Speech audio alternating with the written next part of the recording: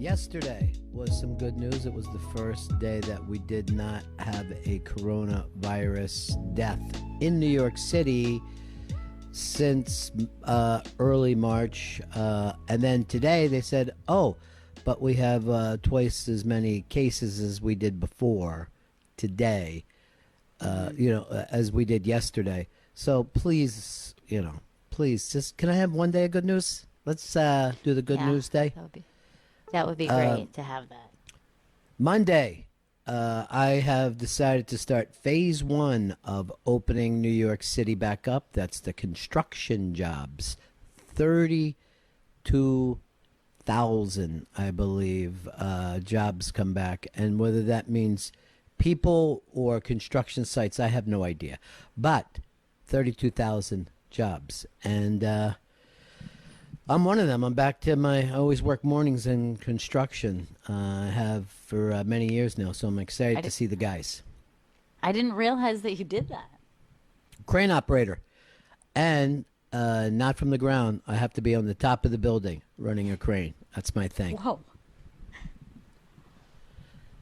Also, I never wear a hard hat. I feel like it makes me look like I have bangs, and I really don't know if that hat is going to help me if an iron beam falls on my head. So, no hat for me. Yeah. You don't want to look weak either. Yeah. I saw the mayor of New York City, the very popular Bill de Blasio, and he said for a month we're going to send people out to the sites just to check on you, just to help. We're here. We're just helping. But after a month, you get fined. If we don't like what you're doing, you get fined. Bill de Blasio is so old school for me because since the beginning of this country, it was your job as a citizen up until I could say 20 years ago to say, oh, I hate the president, I hate the mayor, and you wouldn't end up in an argument. You would just get a, fucking asshole. Mm-hmm. You know what I mean? But in the last 20 years, I think is when people just never stopped election day and acted like, well, it's better than whoever he ran against. I don't even remember. But in New York, everybody hates the mayor, and it's a refreshing, comfortable thing to not end up in an argument. Yeah, you don't end up in an argument. You just say, I hate him. And the other person says, I hear you, brother. Mm-hmm. Totally. Yeah. It does not matter what side you're on or who you voted for. It's the one thing that's unifying us right now. We're supposed to hate our politicians and the number one pop song. That's the thing that used to unify this country. You know what I mean? Mm-hmm. No more. You got to be ready to be in an argument. But as soon as somebody says to me, you know who I hate? I'm like, give me the de Blasio. I want to hear it. Lay it on me, brother. I'll agree right away. I think as soon as he started rocking those really big sideburns, people started to question him. Even people who once liked him just was like, no. I would have liked to follow up on one of his kids who got arrested and at one of the things. And then I forget who sent this story in today, but Bill Murray's kid was arrested yesterday.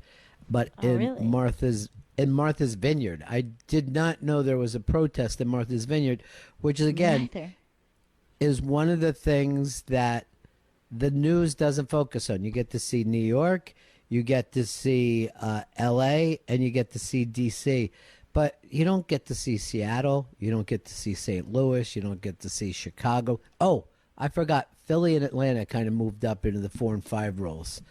But now, I was watching online the other day. Pete Dominic had put something up, and he's in Nyack. So right away, as he's like at the Nyack protest, I give a little giggle. But then I turn around, and there was a ton of people walking through Little Nyack. I had no idea that many. I thought you moved to Nyack because you stopped being politically involved.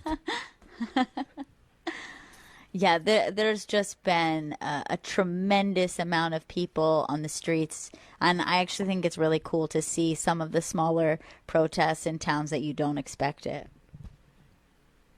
Yeah, it's just interesting. That's all. It's just something that the talking head news does not follow. I don't want to really hear people talk anymore. I want to see pictures. What I'm probably looking for is the Instagram news channel. Is probably what I want more than anything Right. else. I don't know if you've been watching. This is the new hot thing on TikTok, and this is kids arguing race with their parents, and I'm fairly sure that the parents don't know that they're on TikTok because the kids have it pointed at themselves, right? So you just hear the dads go, "Casey, you have no idea. I've been to the ghetto. They don't want to work." And it's just Oh my God. so I need to see fucking these. it's so great. And then there's some where it's just a close up of a little girl that she's like, "My parents are so racist. I can't stand. I can't live here anymore." And like, so the parents aren't running the show. You know what I mean? The parents Right. are at best a day player in this, and it all focuses on the young girl just completely disgusted with her folks. I would love to see those. Please, when you find those, send them to me, and you can send them in our private chat, which is mostly horrible videos, police brutality videos. Yeah. We just maybe lighten them up with some TikTok. I was out yesterday, and I live on the Upper East Side, but for the first day I took a walk. I went across the park to the Upper West Side, and I'm heading it down. And I had, Vito had shot some of this on video and sent it to us, but I didn't know how intense it was in Columbus Circle, all because there's a Trump hotel there that they've Yeah. built the wall. You know what I mean? Like, he got his wall, but it's just around this now empty hotel, and it's just lined up with tons of cops and everyone making a big deal. And I'm like, there's no one even in the hotel. You know what I mean? We're fine. This is okay. Yeah, Vito, there's a Upper lot West of that Side. where it's like, It it's go ahead, Bees. it's nuts over there. Like so Columbus Circle, like you have the Time Warner building right there, which is like where like one of the Whole Foods in the city is. So it's this weird thing where Columbus Circle's blocked off, the whole building is boarded off, but every day there's still like 20 people lined up outside waiting to go into this boarded up building. And then like you said, there's a wall that goes 2 or 3 blocks of cops blocking people from going anywhere near the Trump International Hotel on Central Park West. It's really, really weird. Really, real weird vibe. Yeah, Very that's true. Berlin. You know what I mean? Like, the whole thing gives off a weird Berlin vibe. And, also a weird thing to see at night, which you can't anymore because we still have a curfew because we're 13-year-old children. But to see that giant Four Seasons hotel just dark. And it has been for 3 months. You know what I mean? Like, you Right. see this place that has always been filled. You know what I mean? Anybody on an expense account wants to be in that hotel, or rich people. And it's just like, I don't know how we make up this money. And that's, by the way, something you never hear on TV. You know what I mean? You never hear, what are we going to do about all those trillions of dollars that Yeah. we loaned out, when for years they were trying to cut PBS because the $18 million a year was too much, and now it's like, yes, we've taken out another $3 trillion, we'll be fine. I don't know. Yeah, and I guess and the crazy thing is we never did, the rent freeze. So, that hardship only stopped at a certain point. You know what I Yeah. mean? Like, people weren't working, people were laid off, and then you get to a certain point, and then these people are like, but you still need to pay your rent. You know what I mean? Like, why didn't, you know what I mean? It was weird that we never Yeah. attempted that. Rents and mortgages are going to be a giant story that you hear in probably a month or two, and nobody has seemed to work it out. It's the Bennington Yeah. Show on a Friday we got some fun shows for you this weekend, Gail, including GPS. It's the first GPS we've done in months. Yeah, this is GPS Quarantine, where we're going to be listening to all the new music that's coming out during this time. It airs tomorrow, 3 p.m. East, Deep Tracks, Channel 27. We've got the Rolling Stones, Fiona Apple, Alice Cooper, The Strokes. So that is GPS Quarantine, tomorrow, 3 p.m. East, Deep Tracks, Channel 27. And you might think of Deep Tracks as the station that came back after the long pop-up of the Led Zeppelin channel. It's almost like we just wanted to say, here's some comfort food, everybody. You love Led Zeppelin. You got it. You know what I mean? Like, people needed some Led Zeppelin to get them through these times. Drew Brees, is he finally coming back from the horrible thing that he said? I don't believe that we should kneel during the national anthem in the NFL. The same thing everybody's been saying for years. And the anti-Drew Brees came into him, not only from people around the league, but his own teammates. So Drew Brees had to put up this thing where he had a black hand holding on to a white hand. I think Chris Stanley's been following this closely. Is Drew out of the woods yet, Chris? It's looking like he might be out of the woods because, look, 2 days ago he said the comments. Yesterday, everyone freaks out.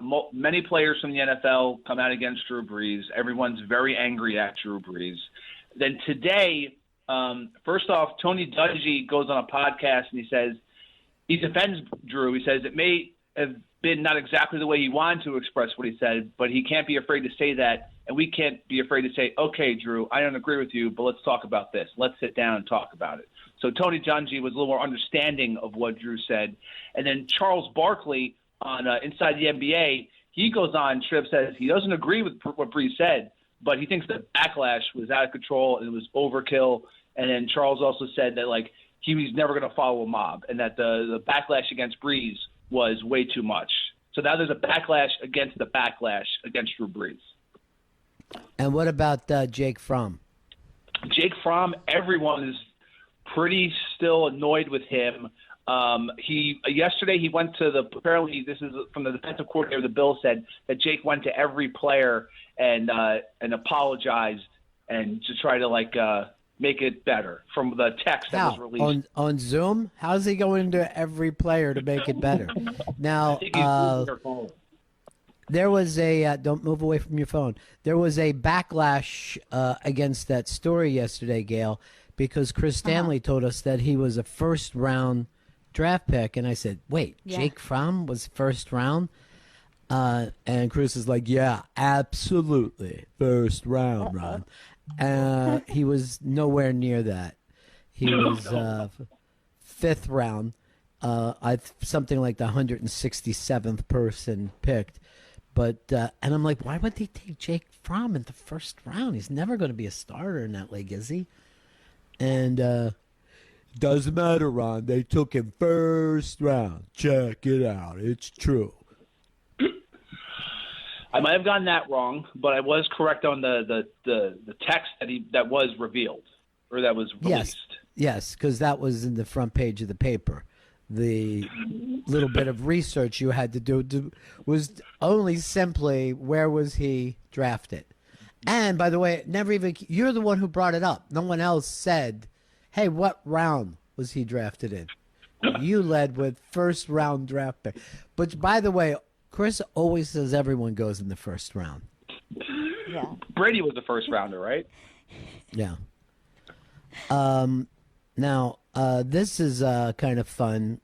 And luckily, it's fairly lighter. You know what I mean? It's a little bit lighter news today, so we don't have to be so heavy about it. But it was very funny to see Kanye in Chicago as part of the protest.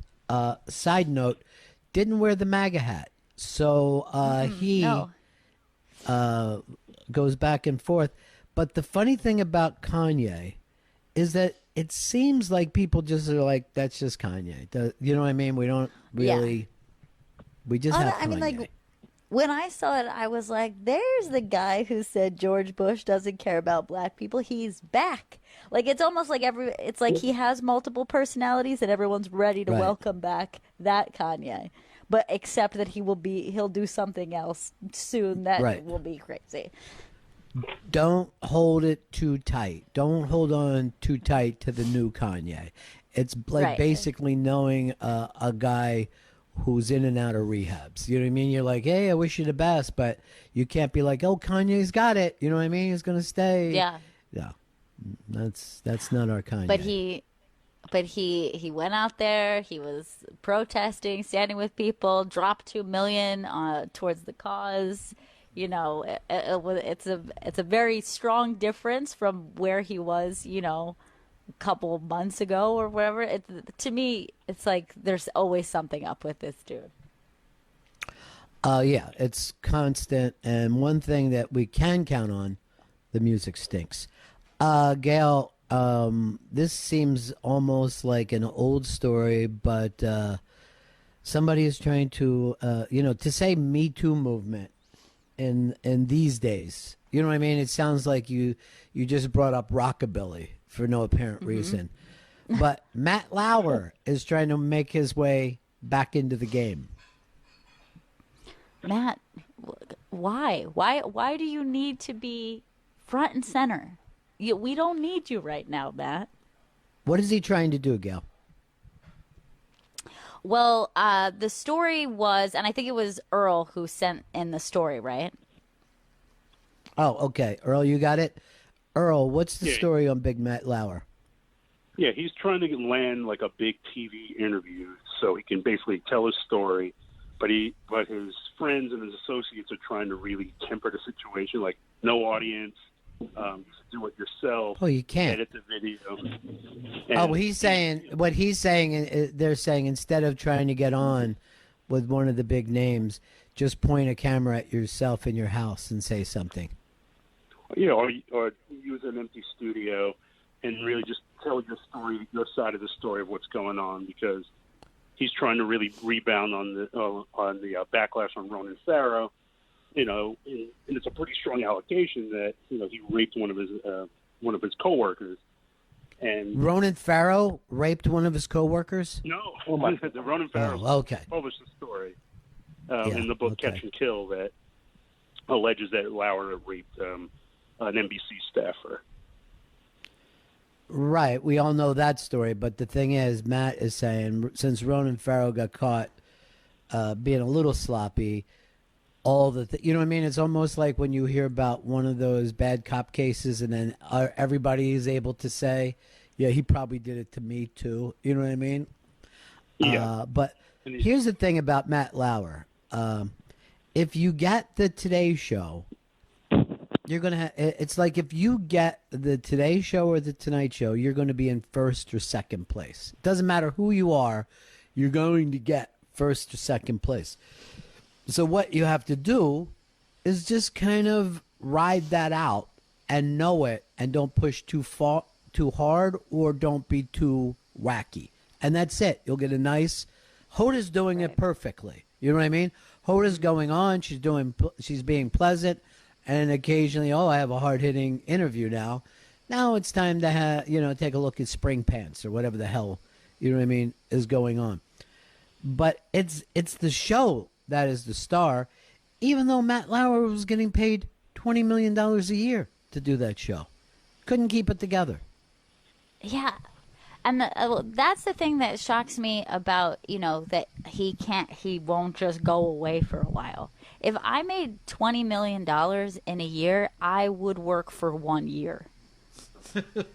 Like, that would be the end of my career. I'd be like, well, I did it. I had a hell of a year, and I'm going to just dip out now. Why is he still climbing to be like, I know that I have been dethroned, but damn it, I need to be on TV.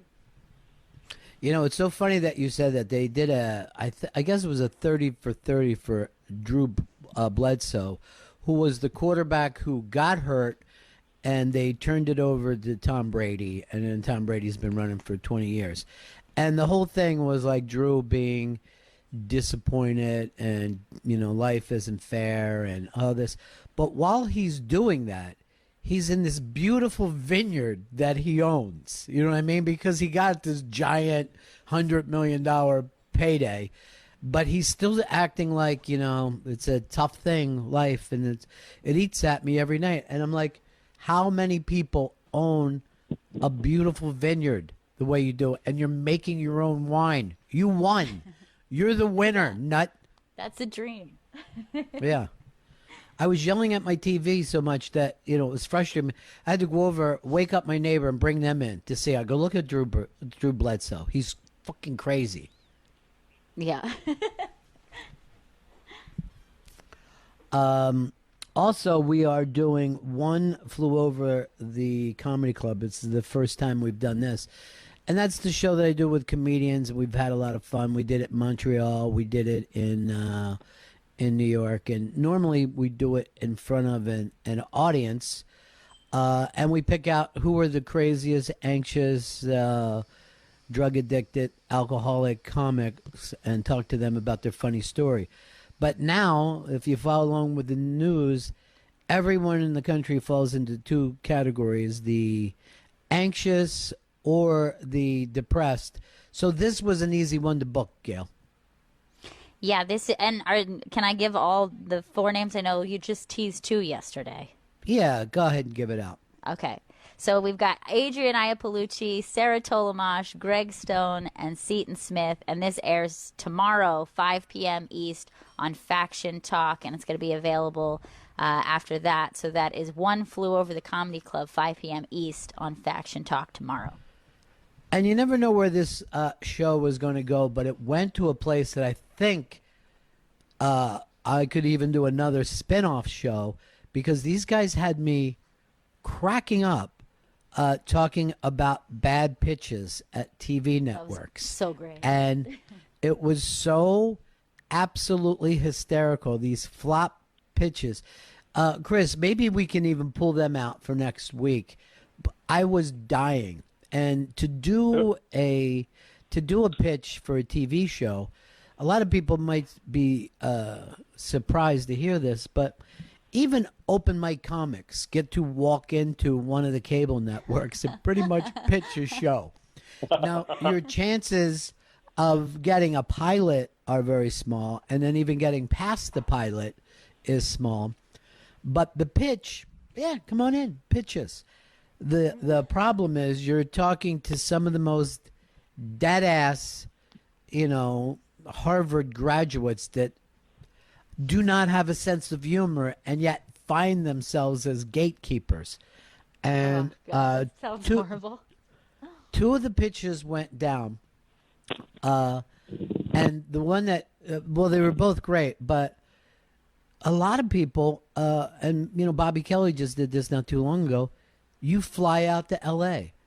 from New York, you rent a hotel, and then you go into one or hopefully more of the networks and pitch. But that's a long haul to being a nightmare meeting. And right. I don't know what it is. Failure is so much better to hear about than success that it's unbelievable. But also the funny thing about comics is they don't give a fuck. You know what I mean? Like you are not going to make Adrian Iapolucci feel like, oh, this is important, so I'm going to kiss your ass. You know what I mean? It just doesn't happen that way. Yeah. I mean, she doesn't do that to her audience. So. To anybody. The club owner, no one. And most comics have some part of that. So when the pitch starts to go sideways, instead of thinking, how can I recover this, they get worse. We'll pull those stories for next week. But I was fucking dying listening to these hysterical stories. All right, so when does that air, Gail? That is 5 p.m. tomorrow here on Faction Talk. Yeah, I'm not even going out. I'm going to listen to GPS at 3, and at 5 o'clock I'm on Flew Over the Comedy Club. What are you going to do between 4 and 5, though? I was going to get a little snack. Okay, good. Oh, by the way, tonight is it's an exciting night for me since the quarantine started 3 months ago. Tonight's the first night I'm deciding to do takeout food. Oh, that's awesome. I'm really thinking about doing it soon. Actually, I've been saying that for 3 weeks, so I feel like I actually need to do it. I'm like, I'm seriously gonna order a pizza. I'm gonna do my sushi place, and I'm very, very excited about it. And I know what I know what you're thinking. Oh, sushi doesn't travel well. This is 30 feet from my house, and I eat sushi all over the city. I believe I'll put this in the top 1 or 2 sushi places I've ever eaten in my life. Just a little place. It's always done it perfectly. I'm gonna have sushi tonight, like a gentleman.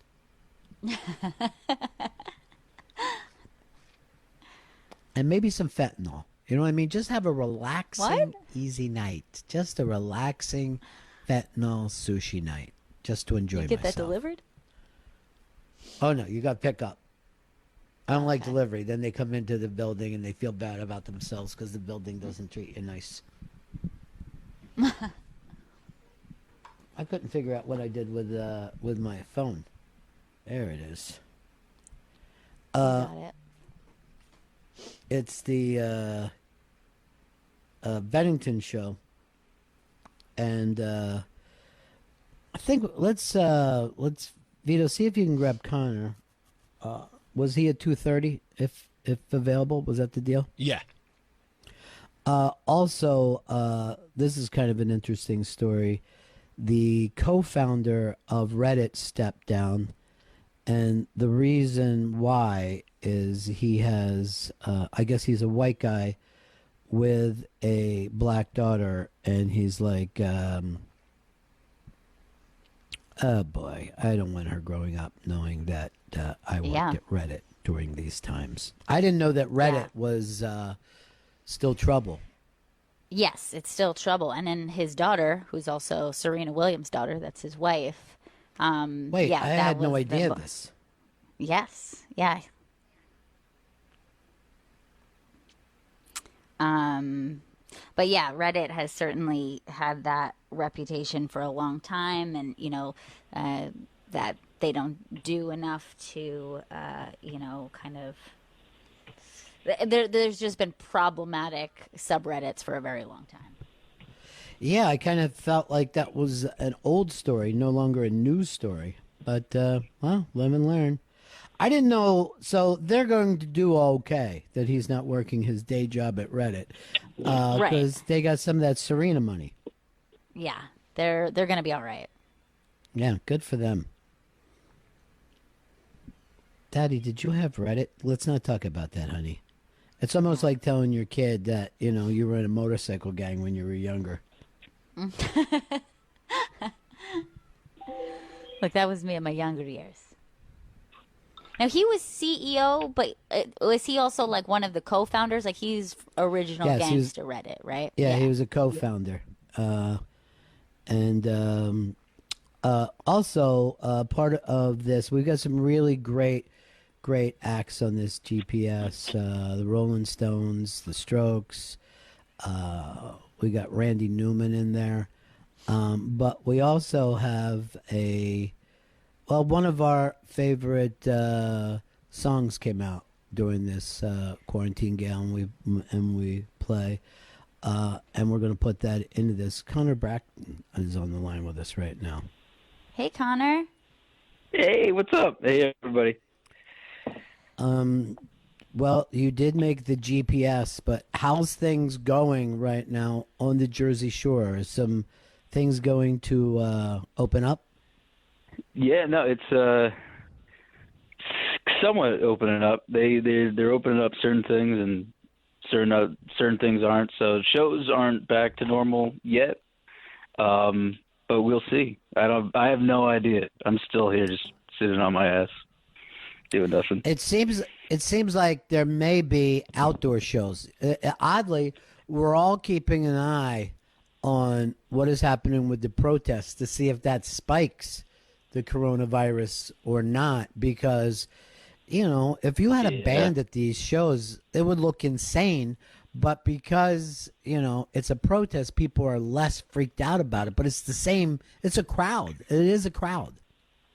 Yeah, it's a huge crowd. We had a protest in Asbury Park earlier this week, and it was really huge. It was a lot of people, and it's great that people are doing that, but it's also like they're really close. So we're gonna see, I guess, if there is a second spike.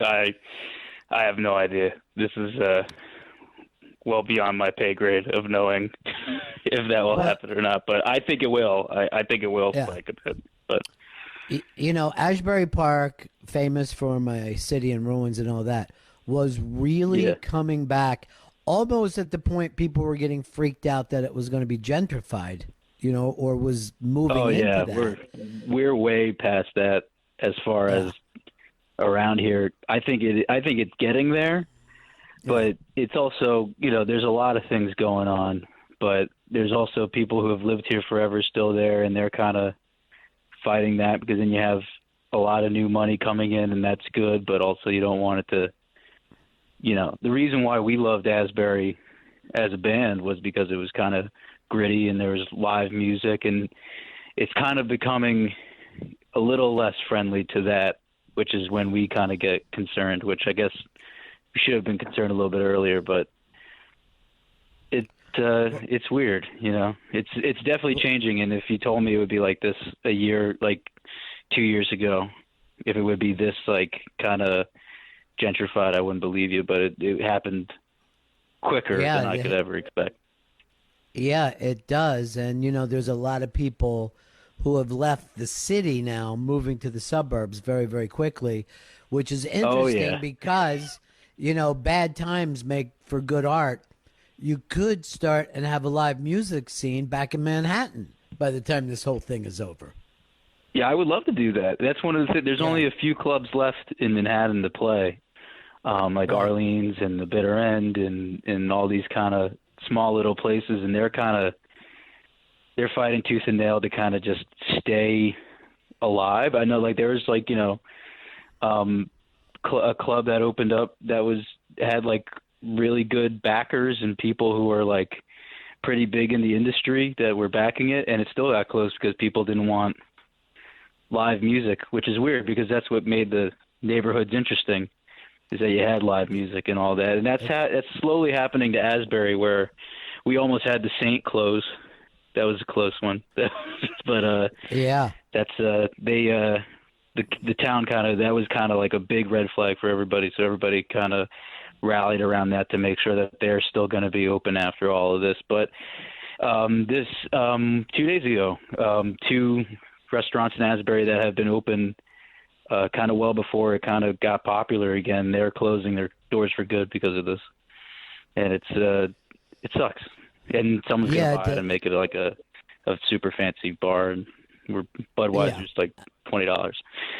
Yeah, that's exactly what, for whatever. And then that'll fold because they don't know the neighborhood. And then another place will go in there that sells expensive whatever. And it's just a pain in the ass when you see that people don't realize how fragile it is. That's why, like, there's certain, like, Nashville is a town that goes, hey, we have to keep live music. That has to be our thing.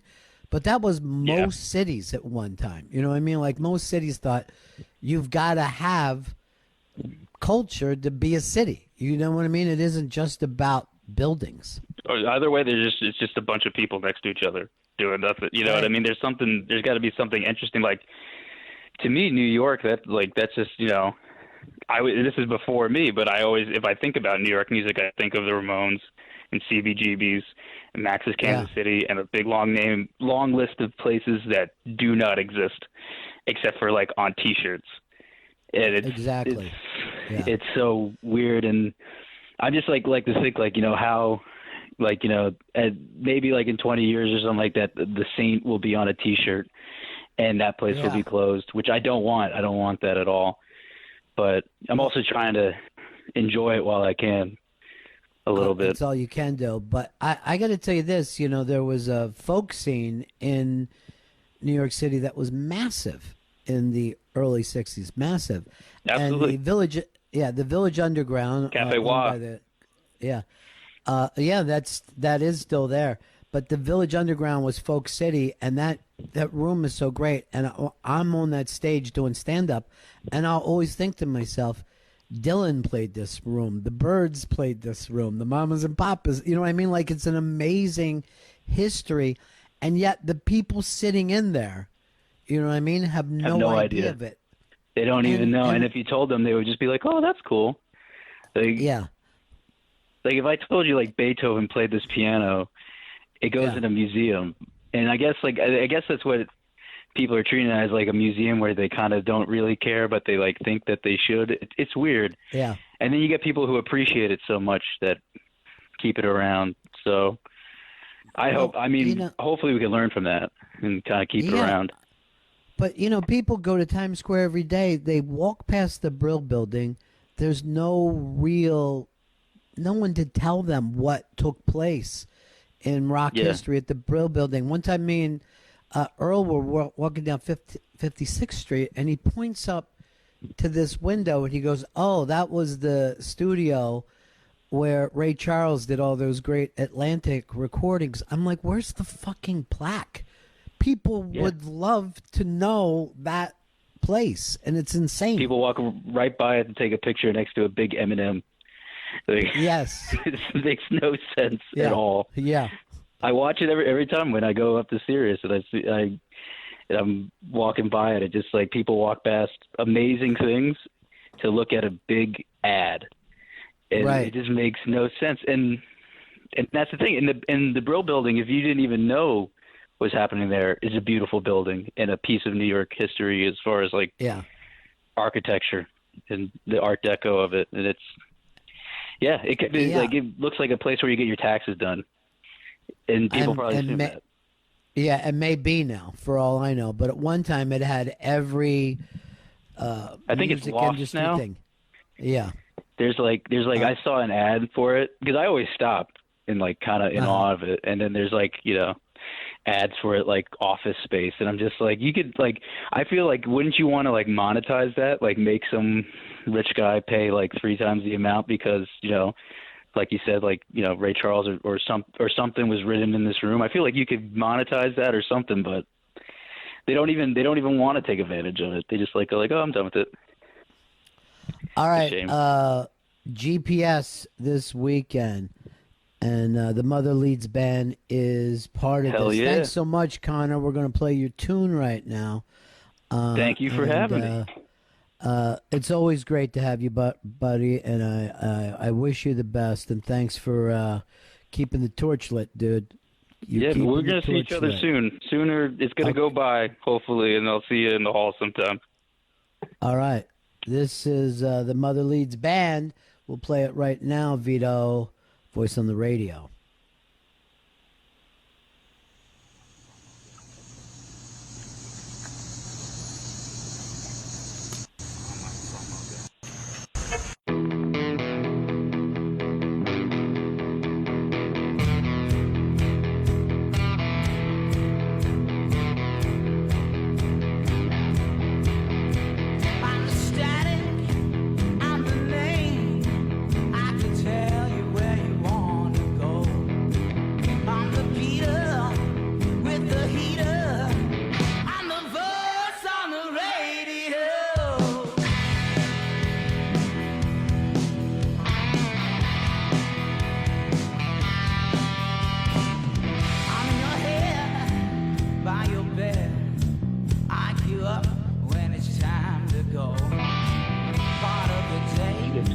In every way, I'm the voice on the radio.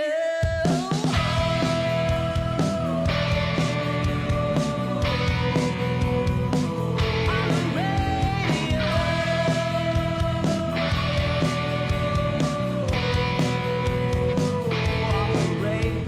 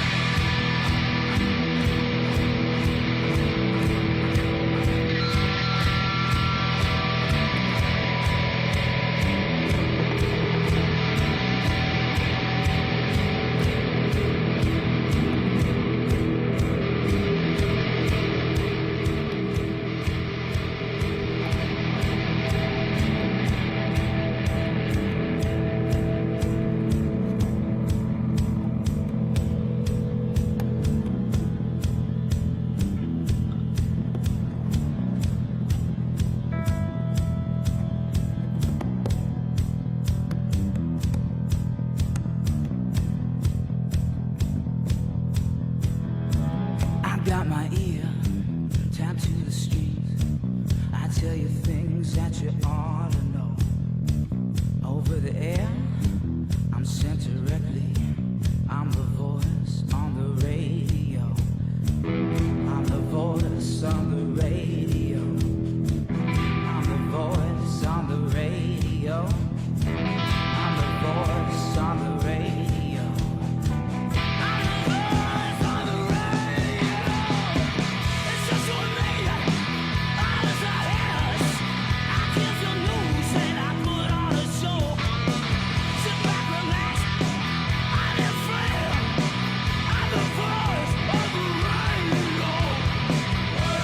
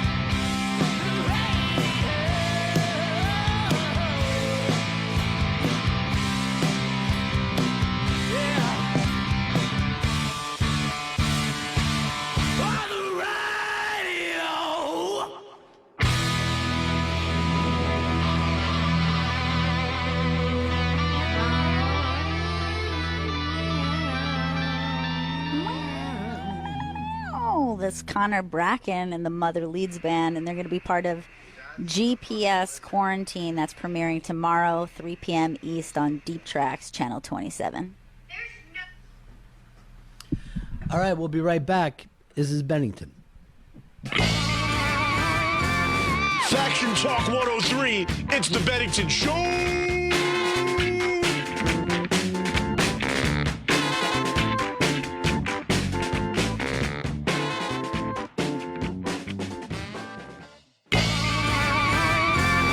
Faction Talk 103, it's the Bennington Show.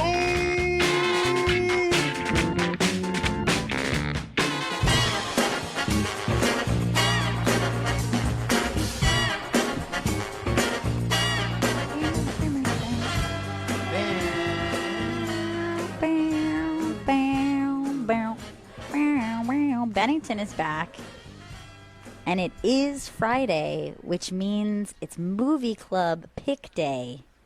Ooh. And it's a Gale week. It's a Gale week, everybody. Now, I what feel were like the that two came up that you? quick. Yeah, what were the two that you picked in the past? My first pick was Blow the Man Down. Home run. Was a smash hit, and my second pick was mid-90s. Mid-90s, which was an interesting pick.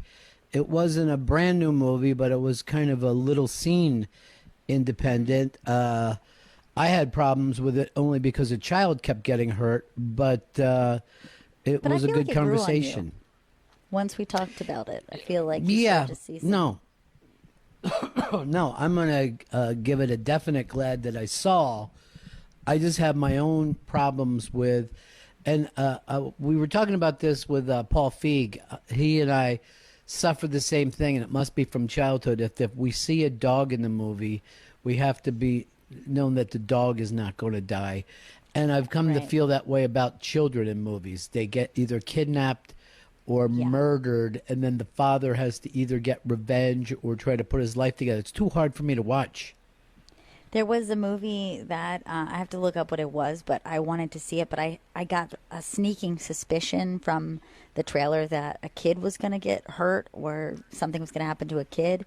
But I still kind of wanted to see the movie. And I almost called Chris Stanley to say, can you just read the Wikipedia? I know you don't care. You don't care to spoil Yeah, he movies. doesn't care. Just tell me if the kid dies, and then if he does, then I'm not watching this film.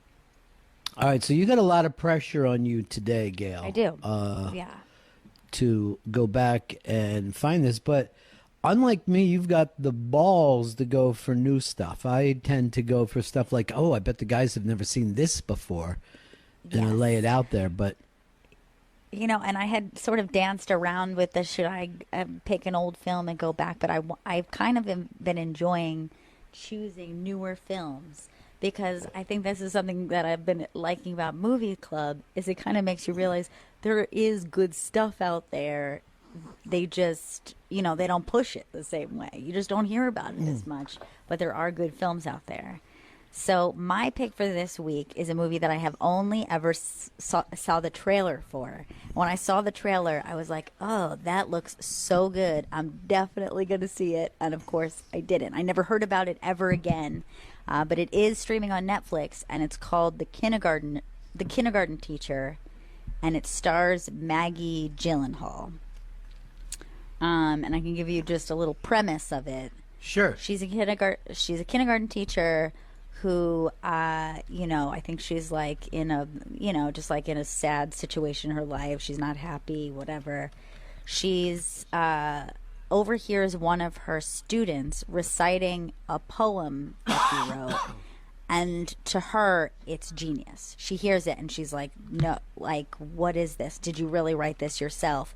And she decides that he is like, an artistic genius. He's going to be like our next Mozart. He's like an Einstein. He has this talent that she sees, and she starts to become obsessive with him. So she's kind of trying to push this kid into maybe a role that he's a little young for. Maybe the parents aren't ready to embrace it, and she's gotten obsessive with him.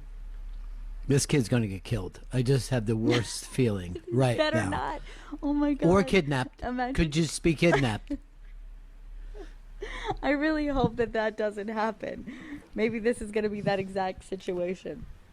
But it looks so good. I know that it's a female writer and director who I had never heard of before. And I'm really excited to watch it.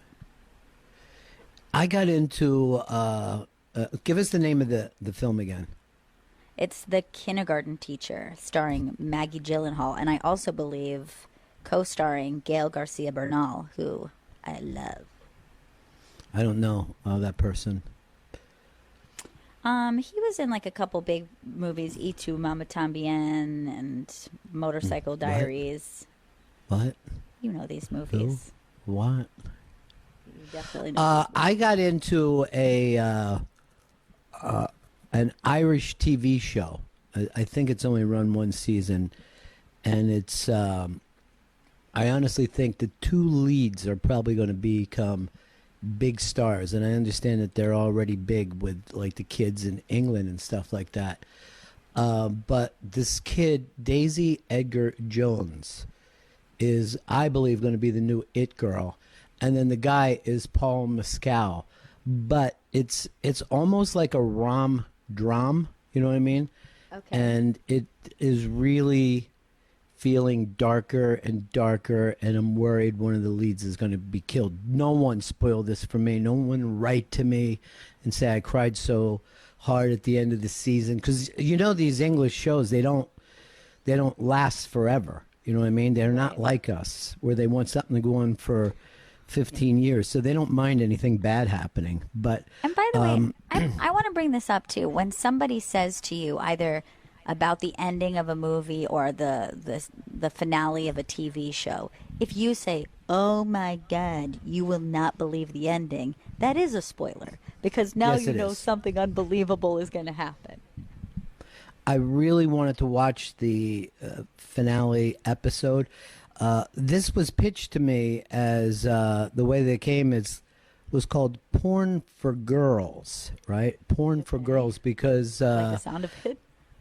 but I was surprised that a television show did get as sexual as it did. You know what I mean? It's much Really? more than we even see in an HBO show. Yeah. But I also said to the person, I guess girls have no idea what porn is, because it is not This. porn. Yeah. And you're right. HBO show, I feel like everyone is like, oh, they're so sexy. But how many bouncing tits? You know what I mean? You're not going to Yeah. shock me. Just bouncing tits? That's what you guys always do? This is not bouncing tits. These are fairly erotic scenes, but again, it isn't, it isn't sex. but maybe that's what women are looking for. I don't know. Like the idea of sex without literally doing what guys need, which is a facial, to end with a facial. One of my favorite people on hold right now, Nerese, is going to be on with us. But the thing that kind of just aggravates me is like her career was really taking off before this pandemic. She was doing interviews and killing it. She's still working. You follow her on Instagram. She's not only a beautiful girl, but she's like a real ray of light. One of the best interns that we ever had. And it always makes me happy when I see our interns go on and do, great things. We just had Connor rocking hard. We had Molly on earlier who did some smart data thing. But Nerese, sunshine, just pure sunshine. Let's say hi to her. Hey, Nerese. Hey, Hi. Nerese. Hi, guys. I'm so excited to be talking to you guys today. What a great way to end the week. Now, you're still working, right? From home? Yeah. Yes, I'm still working from home, and it's been difficult. I've had to adjust, and as you said, like I was working, I was doing my thing, and then this hit, and then it's just like a whole different change of everything. Well, you have this, you almost have like a New York movie job. Tell everybody who you work for. So I work for Yahoo Lifestyle, and I work as a host and a producer, and I have my own show. So I produce my own show and also host it. So it's real, and you were getting to meet a lot of the people that you're interested in, big reality TV stars and people from the health thing and all, and you were really doing great with it. But now that studio, I guess, hasn't even been open for the last 3 months. Yeah. Oh my! Everything is closed, and I was being able to do all these awesome interviews, and now I'm doing them, but they're virtually. I don't know, Ron, but I just don't like it. I don't think it's the same. It's not. It's obviously not the same. Yeah. It's weird. They're a little weird when they get on. They're like they don't know how to work, the camera. I'm also like trying to make sure we have no technical difficulties, and it's just weird. Yeah. It's just weird. I know that's the part I hate that you've become your own engineer when you have doing the home studio thing, and I'm like, I don't care. I don't know. I don't know. Audio, lighting. I have like 3 lights in my room. I have to basically like turn my room upside down in order to create kind of like a little studio for myself every time I'm interviewing. And it's nuts. It really is. Yeah. When do they think they're coming back to work? Are they giving you a date? They're saying September, but not everybody will go back to work. It's in steps. So I honestly don't think it's going to be September. I don't know. I don't know. I think we're they told us September 2 because that seems far enough away that you won't be asking them about it every day. But exactly. I mean, but thank God that they've able to, from a technical point of view, been able to, hook us all up with these home studios. But I will agree with you. It is not the same. It's not the exact same thing. It doesn't have that same feeling of, popping a big interview. Exactly. You don't get the same feeling. You don't get the same energy. Like as you say, like I'm always like very energetic and stuff, but I just feel like through like kind of basically like a webcam because I'm on my laptop and we're doing this. It's just not the same. And I feel it also when the guest is on. They're just like, and they're also tired because they've been doing this for the past 3 hours probably. Yeah.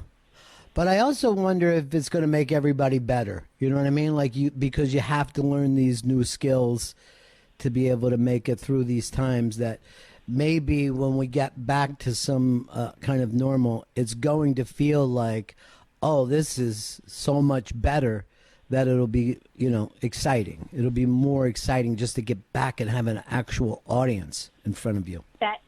That is so true. I've thought that, but I've also thought many of like celebrities, instead of being in person, they'll still want to do stuff virtually just because they're being lazy. Do you think that'll happen too? So now they have that option. Yeah. I do think that could be true, where they'll go, hey, we're just going to stay in L.A.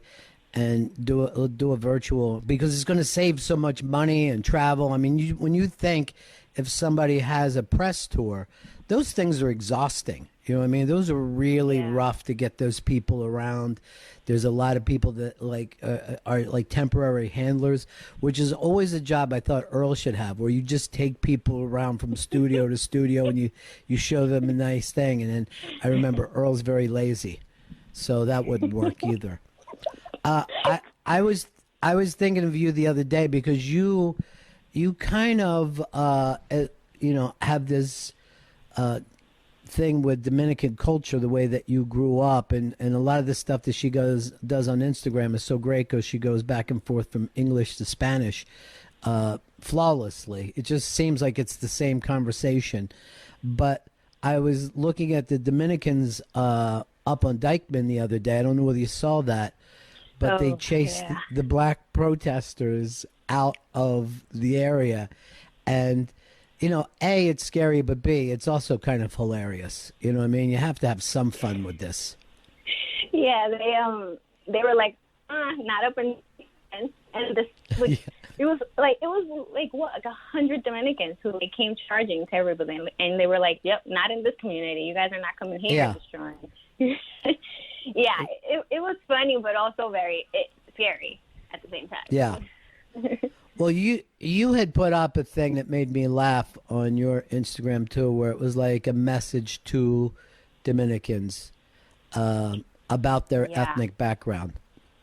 Yeah, I've been having these conversations because Dominicans think that they're not black, that they're not a part of this, and to leave them out of it. And I have to continuously have conversations with my family that, and kind of like share history with them. I mean, I don't blame them. Sometimes they just don't know. So as long as they're listening to me, I'm okay with it. You know what I mean? But it's been rough. It's been rough. Yeah. So you're going through that with your own family, right? Trying to explain to them. Yeah. I'm always having these conversations with my parents, with cousins, mostly who are like super Dominican, who come from Dominican Republic and are here now. They're the ones that are really like, no, don't put that label on me. And I feel like my job is to educate them, And it's going to be a long haul. Gail, Dominicans really remind me of Italians, but from years ago. Italians, they were like considered a minority not all that long ago, just a few decades ago. But they're so conservative. They're so conservative. Yeah. Mm-hmm. Yeah, I mean, that Dykeman video definitely reminded me of Italians. Yes, it was Philly Italians. Philly Italians are acting the same way. Like, this is my hood. You're not coming in here. You're not doing anything. It's all about us. Yeah. Yeah. And that's how Dykeman is. Like, they're very territorial with their stuff. Which is crazy because it's not only Dominicans. There's a bunch of other people live there. But Dominicans think the real world. Well, the funny thing about the Dominican culture, it's very, very cool, but they don't really try to sell it to the world the way a lot of people have done. They keep it very closed in. But when I was watching Nerese when she was down there, what was it, last summer or the summer before? Last summer. It seems like so long, but it really wasn't. And I'm watching this stuff, and there's just street parties, and there's food, and there's baseball games, and I'm like, damn, I would love to be there. You know what I mean? It's really, really fun and really family, and there's constant dancing. Dancing. Yeah, we love to have fun. We love to dance. There's no place that we can't go where there won't be any dancing. It's like a part of us. It's a part of that energy that we bring. Yeah. But you dance far too close for the times that we live in. And when I'm watching this, I'm like, I think you're dancing too close with your cousin. I think there's an amount of grinding that maybe should not take place at a family get-together. That's just me. You know what I mean? I'm old school that way. I totally understand you. I mean, people come to my house for parties and stuff, and they're like, "Is that really your cousin? You're doing that with your cousin?" I really don't get this. It's a weird conversation. I don't know what it is. I don't know why we do that. I really don't. But anyone who is, it's just bad. But so much fun. I wish you the best, buddy. I really do. You got to follow Nerese on Instagram. Yes. She's just sunshine. Okay, buddy, you take care of yourself. You're going to get back. You're going to get back in there. Don't lose your chops. Don't forget your dream. Okay, pal. Thank you so much. Thank you. Love you guys. All right. Take care, Nerese. Love you too. She's Bye-bye. at Nerese _ on Instagram to follow her. She is, well, you know, if you remember, Gail, and this is before you joined the show, we did an Instagram kind of series with her and Vito. Yes. And Vito doesn't want to show these anymore because that was Big Vito in those days. And right. It now really if was. they did a remake, they would have to reverse roles. Wow, that'll hurt Nerese's feelings because she'll be playing the part of the Beast then instead of Vito. But Vito was so good in that. You know, he was just like this big, sweet look who fell in love with Nerese at, I think it's when Instagram started, because I know I never even watched them. You know what I mean? I was just like, okay, you guys are shooting your hauls. It used to be called the hauls, but I remember we got great feedback on it. Kind of got lost in the middle, but a lot of series do that. You know what I mean? A lot of series get confused once they get past the opening premise, but then pulled it all back together, and we had to, you know, come up with the ending quick because their internships were ending. You know what I mean? I was like, well, next season, I'm going, next season, maybe we could do this. And they're like, well, unless I get hired, you won't see me again. I'll be like Andy, working as an assistant to a DP. Mm-hmm. I miss Andy. Andy. But she put up a thing and made me laugh so hard. It was like, message to all Dominicans, you black. Because they don't know it. They don't know it.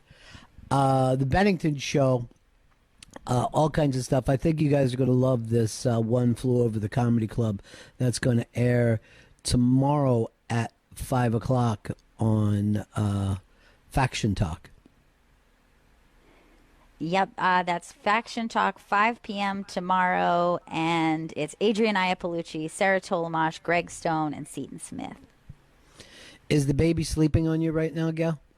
She is. Yeah.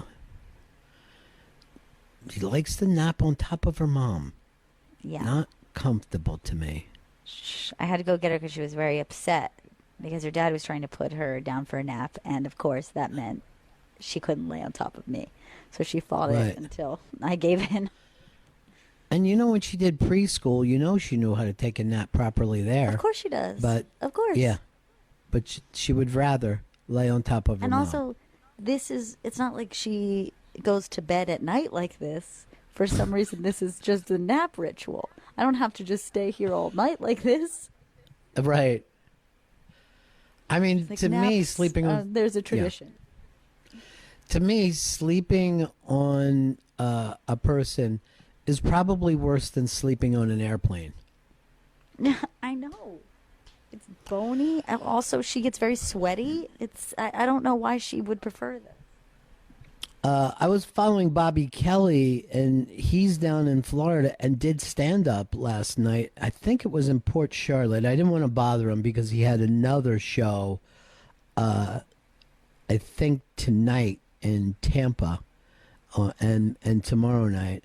So I didn't want to bother him, but I saw him driving down there, and he was like, I'm listening to my comedy tapes to remember what I did. You know what I mean? Like, it's 3 months out.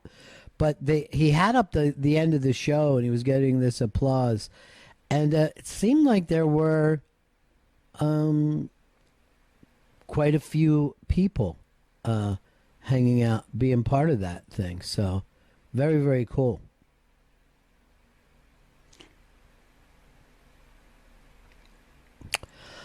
Gail, you had a piece that you were kind of excited about, and I said save it for the show, and that's white people feeling like there's hurtful names against them.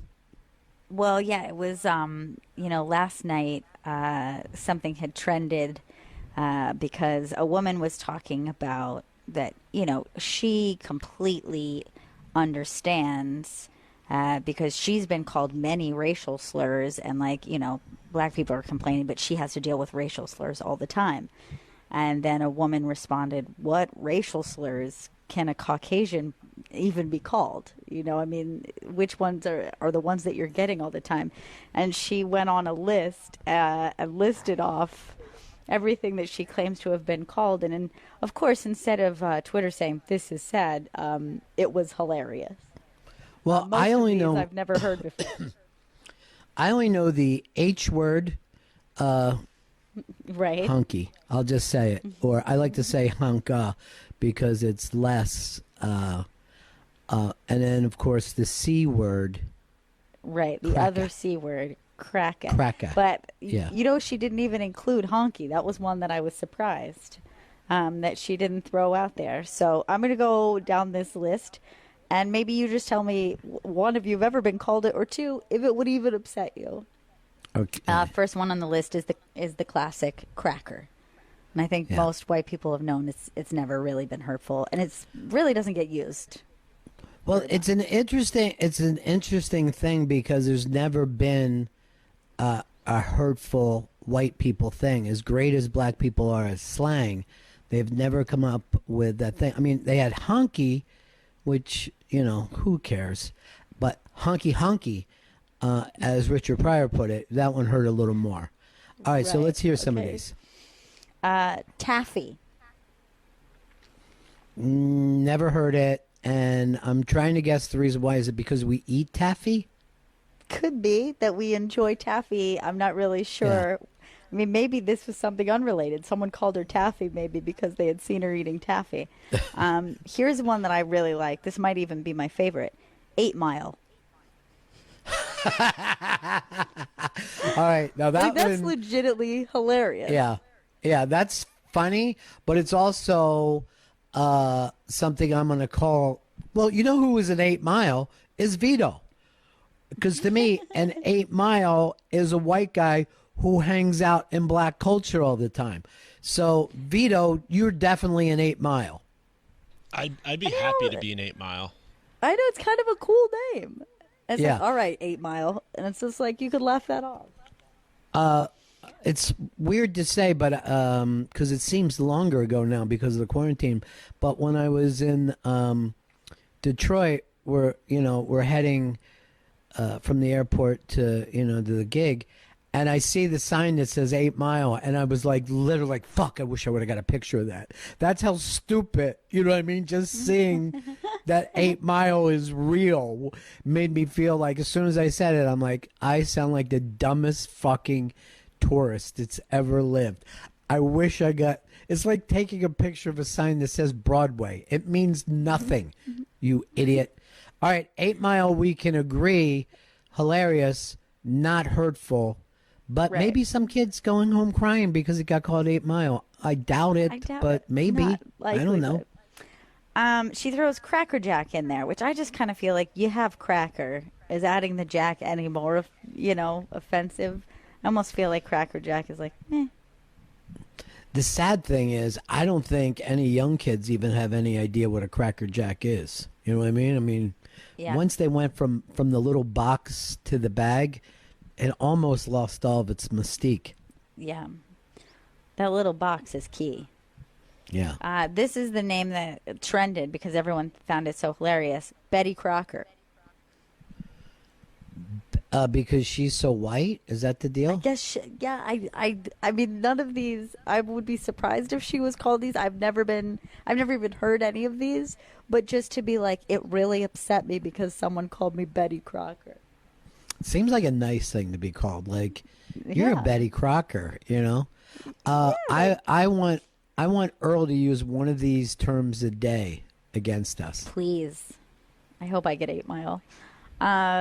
Next one just shocked me. Again, I'm not sure if whoever called her this, it was about her race. Dog fucker.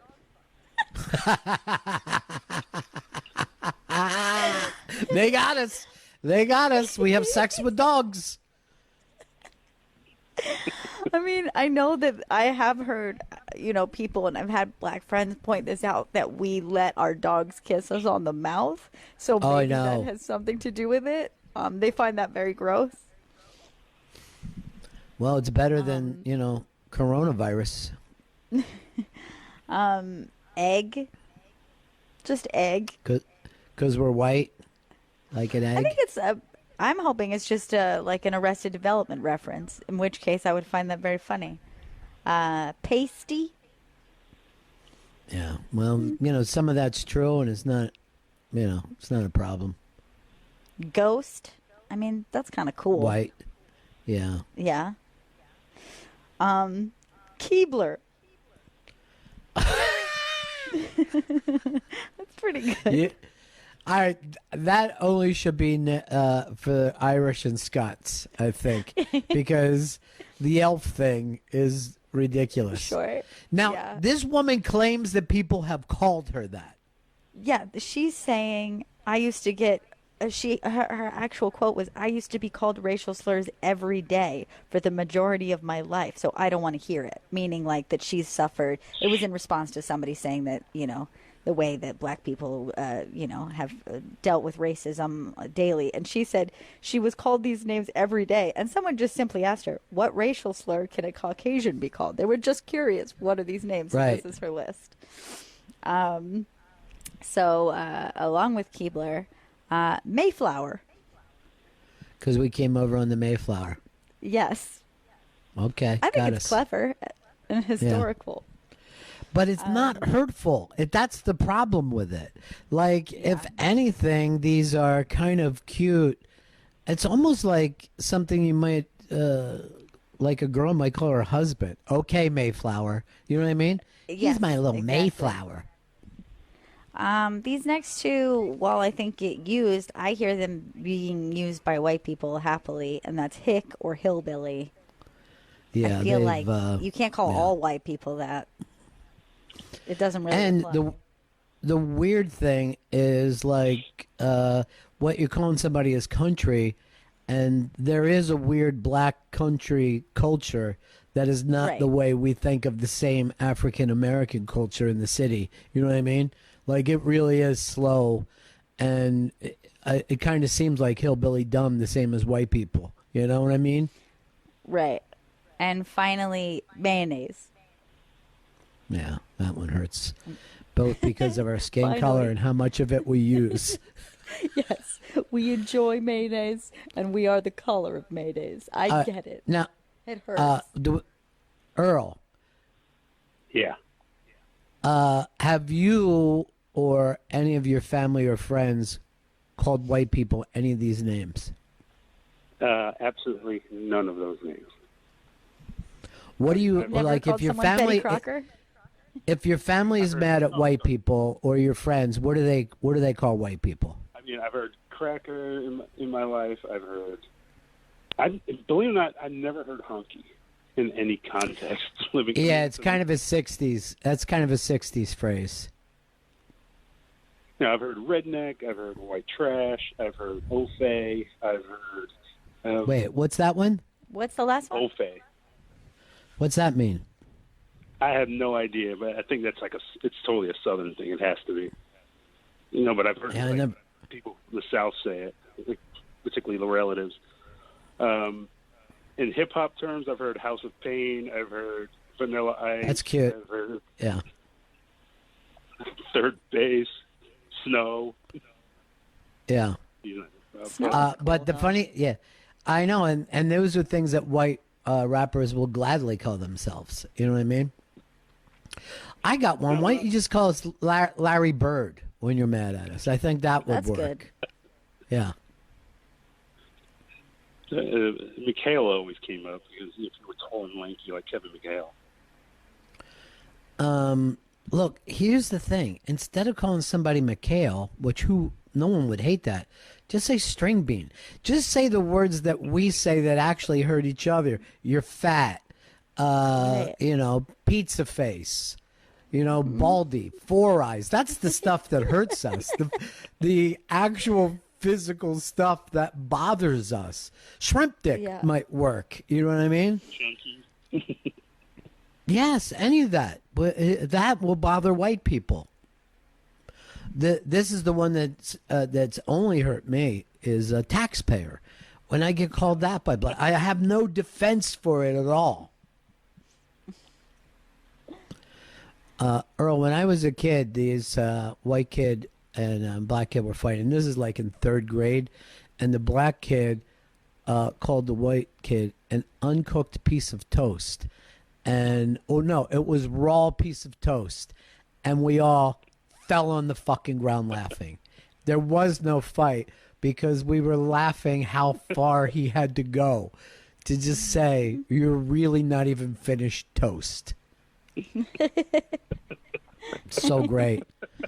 Your people, Earl, are the best at slang. It always gets it, the slang goes so from the hood to housewives so fast now because of the internet. You know what I mean?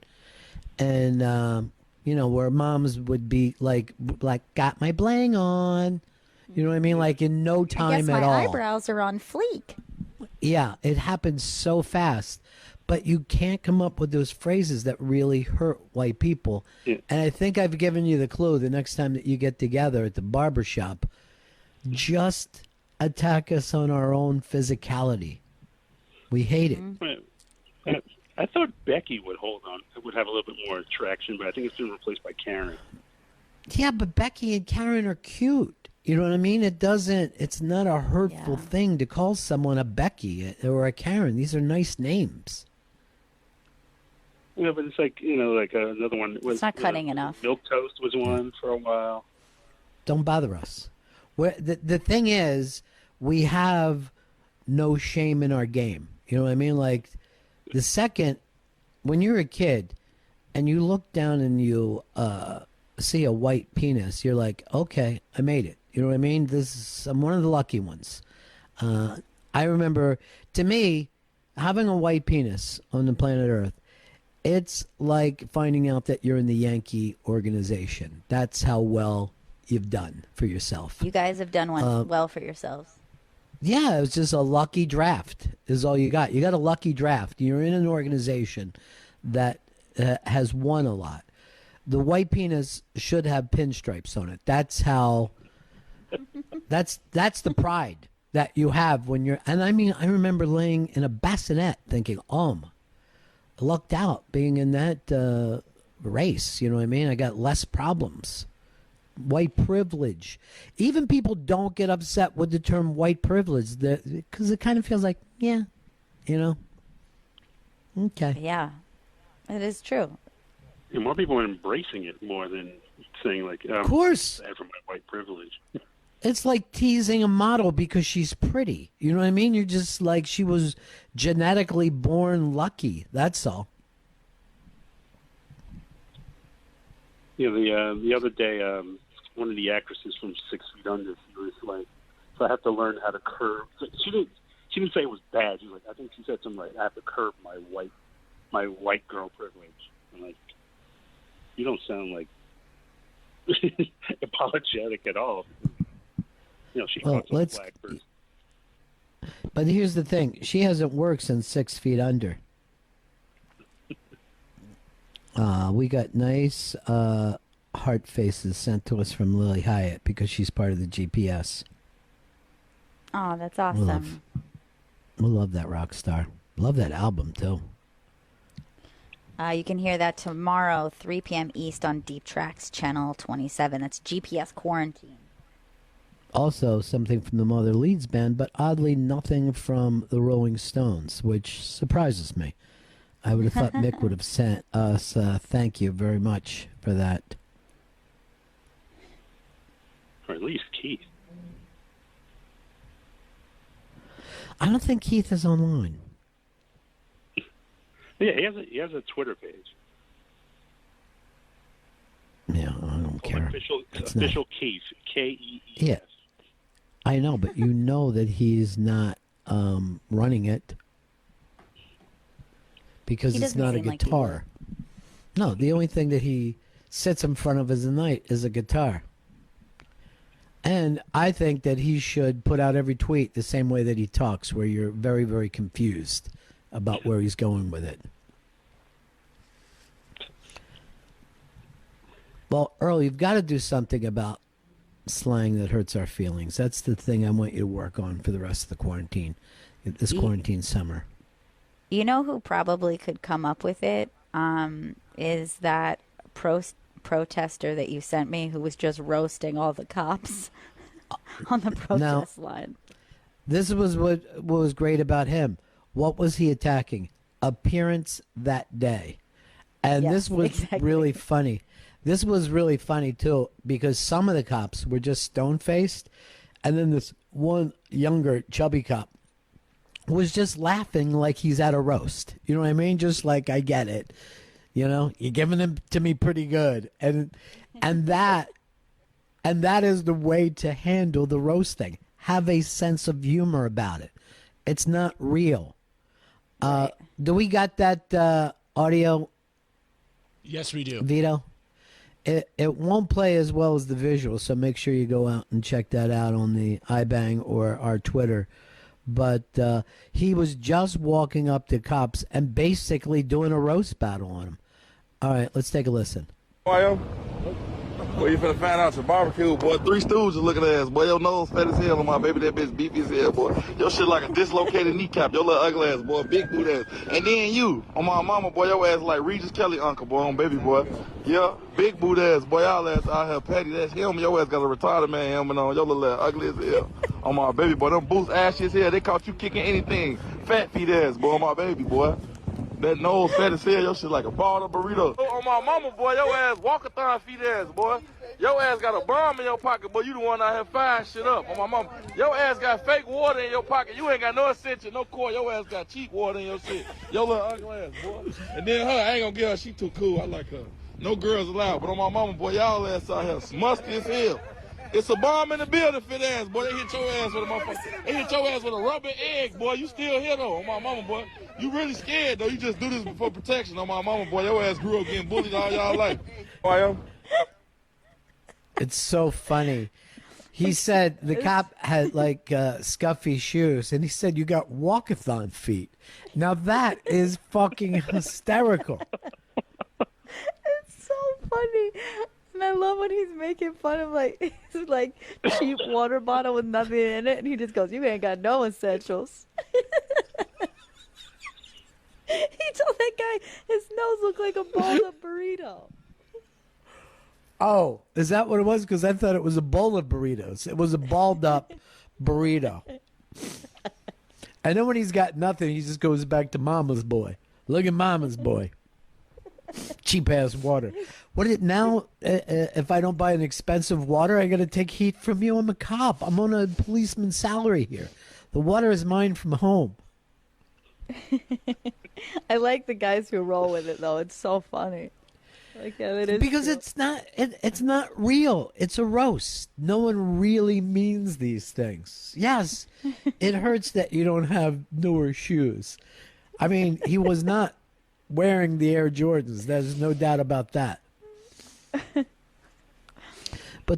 But the first three cops were just staring at him, like, you know what I mean? This like, isn't funny at all. Yeah, we're just glaring, and the other guy was just like, "This is fucking great." He got no. And he was the one with the walkathon shoes, and I think he said his feet were fat too. God, God, it's so funny, man.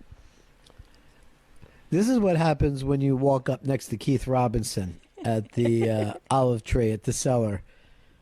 You have to hear a million things. Hey, Ron, just saying, look what he's wearing on his head. You're just like, it's a hat, Keith. Let's just sit here, have some wings, and do our sets. He had actually just put up a thing where he was busting Bobby Kelly's game. Cause, I guess it was an old thing, but it was during a Patriots game, and Keith had stepped over and was just yelling him out the window for not being a real fan. And it was just fucking hilarious. And Bobby, being Bobby, who gets the whole thing, is just letting it happen, not even coming back at him. You know, Bobby was always like, the thing that he goes with that, he goes, you got to take a punch and give a punch, because the whole thing is just performance to him. You know what I mean? So Bobby's like, don't try to snap back. Just take your shots, because the bit is working. You know what I mean? Right. Yeah, I'm walkathon feet. What am I going to do about it? You know, you caught me. Look at him. Walkathon. No, it was so... That shit is fucking hilarious. And by the way, that guy is not a comic. This is the other problem with black people, is they're naturally so funny that you always want... Why do they make somebody the Chris Rock, the Dave Chappelle, when everybody's funny?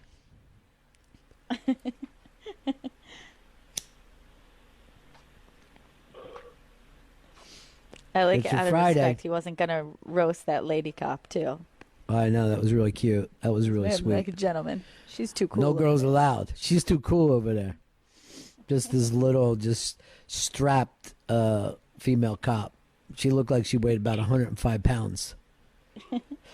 Front lines.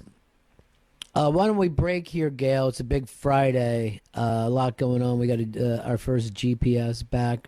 First one flew over the comedy club. 3 o'clock tomorrow on GPS. A lot of great music on there. And then 5 o'clock, great comics talking about their stresses of going through this quarantine. I will give this away. A lot of people writing it out better than you would think. Mm-hmm. Yeah. Anxious people are used to it. Anxious people have found that the world has come up to their level. Although at some point everybody has been sure that they had the coronavirus because they sneezed or coughed. Sure they were having a stroke or heart attack. I hear that from all my friends. You get some gas and you're like, this is it. I'm not going to be able to get into the emergency room. And then it passes. Then that little fear passes. Now, what do you think is better to deal with, anxiety or depression? Oh, my God. It seems like I'm going to say anxiety is easier only because I've experienced it. Depression is more foreign to me because I think people use that like they use it lightly. But people I know who've experienced it, it sounds like a really deep, dark place. Anxiety at least like comes and goes, I feel. Well, would you rather have a light depression, the sadness, not the clinical depression, or the light anxiety, nerves, not the, I need to be rushed to the hospital? Yeah, I feel like just because it's a devil I know, I'm going to go light anxiety. That tends to be where I land between the two. I think light depression is nice because you can eat and sleep and watch TV. Vito, would you rather have a light depression or light anxiety? I would take a light anxiety because I wouldn't want to be like laid up in my bed, not wanting to get out or do anything. Chris Stanley, light depression, light anxiety. Give me light depression. That sounds nice. Just laying around, not just being sad, but I sad. Do you ever do you have those feelings? Not recently. I feel like I have had in my past. Yeah, just like a light depression when I just didn't want to fucking do dick, and it's like nothing mattered, you know. By the way, when you're drunk, I consider that a light depression. You know what I mean? Like you do get quiet and surly and lazy and eating fried food. All right, it's tied at 2-2. That means our tiebreaker is Earl Douglas. Earl? I would rather have light depression. I thought you could go either way. Anxiety is just such a manic rush. You think you're going to die. It's just, no, I'd rather have the light depression. What do you experience more? Yeah. Almost. Yeah. Well, you say that, but at least for the first month of the quarantine, your depression was so bad that we literally didn't even work with you for that first month, maybe even 6 weeks. You were off the books, dude. I mean, but it was. I mean, you're just detached. You know what I mean? But the anxiety, everything's just wired. You feel like you're about to explode, and you're just in this panic state, and you just don't think it's ever going to end. Do you get those? No, I mean I've had anxiety attacks on the train, and they are the worst. The worst. Yeah. Yeah, nobody likes them. Nobody says, "Oh man, I love my anxiety attacks. It feels so good. Feels so great." Wouldn't that be great if that just came over you and it was more of a euphoric feeling? It's almost like if you had a euphoria attack, like, oh my God, I hope I don't come right now. I feel so fucking great. I had to talk to a shrink. I wonder if anyone ever really suffers from that. I always find that thing where nervous laughter, I don't experience. I know people who do. I think it runs a lot more with women than they do men, that when something bad is happening, they'll start laughing uncontrollably. Yeah. I think Chris has it, though. No, I do have it, but no one has it worse than Vito. He's laughed during terrible things happening. Yes. Vito, that. No, Vito will laugh at a death because he doesn't know what to say, right? He never knows what to say. He never knows what to say, and then he tries to say something, and then he starts laughing. And everyone's like, "What are you laughing at, Vito?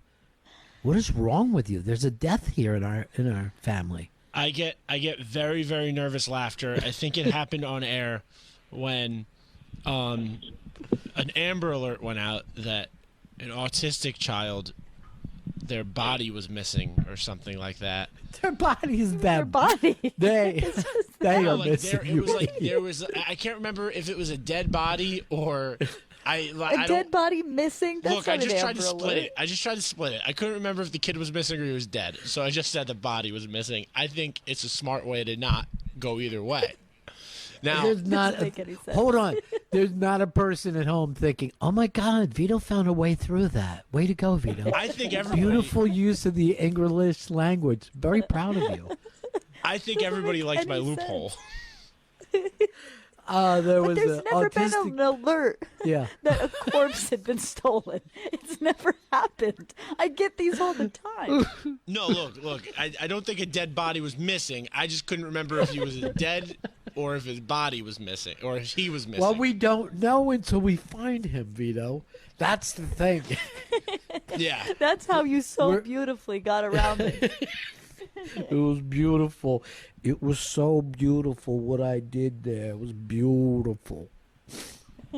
And then you started laughing on the air when you tried to tell us. And then we were immediately mad that a child was missing. And you were giggling through the update. I wouldn't even call it giggling. I would call it manic laughter. Like it wasn't like I wish it was a nice little giggle. I wish. Sick. But it was almost like I was a movie villain. I was just losing my shit. You're like the Joker, dude. It was like the Joker. It was literally exactly like the Joker. It happened when I was an intern. One day Fez was having a bad moment, and I started laughing, and then he started screaming at me, "How dare you laugh at me?" And then him screaming at me just made me laugh more. Oh my God, that's so funny. What was his bad moment? He was crying or something? Yeah, he was crying. I believe it was because you were trying to figure out when he went. So he said that when he leaves his house every day, he feels like Fez, but when he shows up to work, he feels like Todd. And then he was talking about how sad that makes him, and I was sitting in the corner, and then at one point he like looked at me, and then I just started doing nervous laughter. Oh, I think I asked him first if when he was on the train, if he felt like Todd or Fez, and then he gave me a bad look, and then I got really nervous and started laughing. Oh my God. That's really funny. Now, tell me what makes you laugh at that moment. Like, you're being glared down, right? You realize that it's a tense situation. Where does the hilarity come from? Why start laughing? I have no idea. It's literally just it's just like a tense moment. I just get super nervous and don't know what to do, and then it's uncontrollable, and then it's like the kind of laughter that the more you try to stop, the more you keep laughing, and then church laugh. Yeah, Mm-hmm. and it hurts. This Like is the I best. remember during the autistic body fiasco. Oh, please don't even bring it back up. That First of all, yeah, that's the wrong word, but go ahead. Such a fiasco. I remember laughing so much that I was in pain, and I couldn't get my breath, and I was like tears were coming out of my eyes, and I was saying, "I'm so sad. Please understand that I'm sad, and that I'm not happy that this is happening." This is a mental disorder because, look, the guy catches you and turns and looks at you. He is your boss. You should be either sad, scared, or mad. There's 3 acceptable places to go when somebody's accusing you of something. Hilarity doesn't play into that. It doesn't even make sense. I think my brain was trying to do all 3, and it just lost its shit because, and like it's happened before. I think I got told about like a family member's death once, and I just was like doing nervous laughter. I've gotten in trouble in school and went in nervous laughter. But Gail, here's the thing about Vito that's interesting. He seems like disconnected from his brain. He's like, my brain thought. Most of us think our thoughts are us, but he feels like he's someone standing next to his brain, and his brain does things that isn't all that connected to him. In those moments, I wish I could stop myself from laughing. It doesn't, like I said, it physically hurts. I start laughing so hard that it physically hurts my body. And then what really sucks is then other people start pointing out how much I'm laughing, and that doesn't help. Well, we're not there to help. We're there to be appalled. That's our job as society. We're appalled when someone laughs at tragedy. Yeah, I don't want to be that person anymore. Like maybe that's something I can go to therapy about. It hasn't happened in a while, so yeah. The fact that it even happened once, you know what I mean, is horrifying. No, it's bad. I was thinking about that as I watched The Joker. Like I was definitely thinking about that. You thought you might that have these- Joker disorder. Yeah. Did you see these guys are showing up in Joker mask and stuff like that? And then there was one, and this guy, it was in Queens. He's going up for attempted murder because he showed up to fight with the protesters with Wolverine claws. These I fucking saw that. That was a nightmare, people. dude. That guy is so creepy. So the Joker people are these, these are I'll say protesters, but these are like counter protesters, essentially. Those are the Jokers. These are who put You those can't masks tell. on. It's it's some kind of anarchy, which, you know, you could decide whether you think that's libertarian or whatever the hell they try to put these things, you know. But yeah, they show up with the masks and they start a little mayhem where they're wearing the Joker mask. But you know that they're, instead of being a person, they're living out a weird fantasy. Like, this is my chance to be the Joker, you know? Right. Yeah. It's Greg Stone stuff. Yeah. He probably has a Joker mask. Greg Stone, during the One Flew Over the Comedy Club, was bragging about how many action figures that he has. And he's going, name a person, name anybody, and I have them. And then Seton Smith named somebody I'd never heard of before. And he goes, I have that, but it's in a bin. I'd have to go through the bin to find it. And I'm like, what? You now also, you have your figures that are up behind you. And then, but you also have a bin? A bin of action figures. And then he took some kind of Jedi or whatever the fuck it was, Darth Maul or somebody. And he goes, oh, look at this one. And then he turned on the little light. He goes, isn't that cool? And I'm like, no. And I don't even see why it would make you happy. I tried to figure out, why does this make you happy to own this little figure that has a lightsaber on it that the lightsaber turns on? Mm-hmm. Why? Do you think he plays with them? I know some people like display them, Yes. but he looks like he plays with them. I think he plays with them, and I think he comes on them. Of course. I think it's a sexual thing. And I think Vito puts on his Joker makeup and sits next to him laughing hysterically and masturbating. I don't know if I do all of that. Why don't you go to a protest with Joker makeup on and just do the laughter and then hand out those cards that say, you know, it's not your fault. I think that I don't want to be a weird little distraction from the movement. I don't want to go there with a Joker mask and cause anarchy.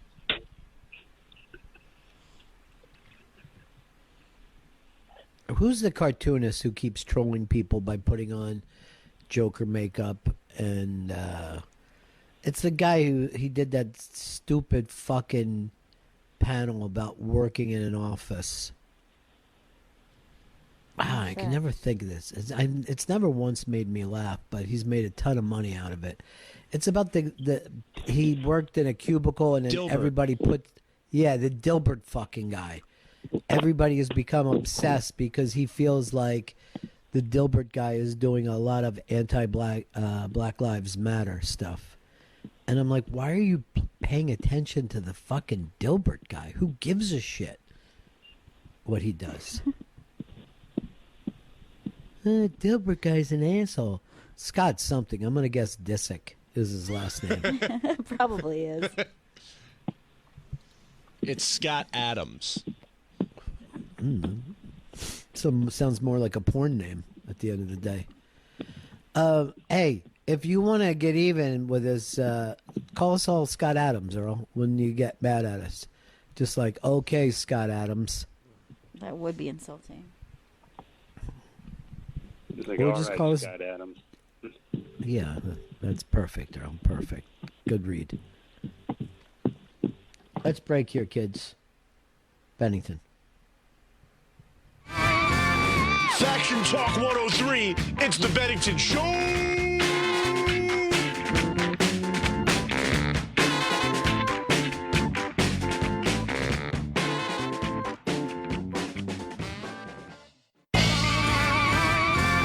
Faction Talk 103. It's the Bennington Show.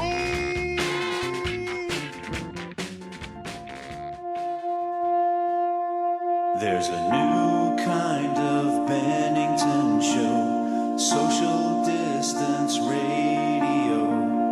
Father, daughter, what a team, helping ease your quarantine. Ronnie B may very well be the funniest man in history. Along with Gail, they bring us joy.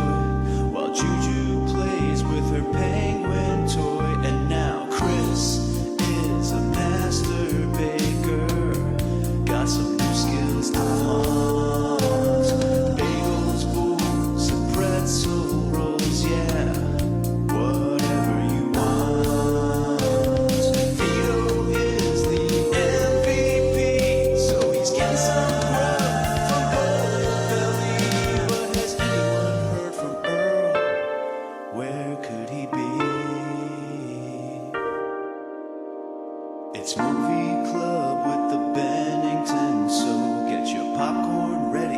Let's start the show.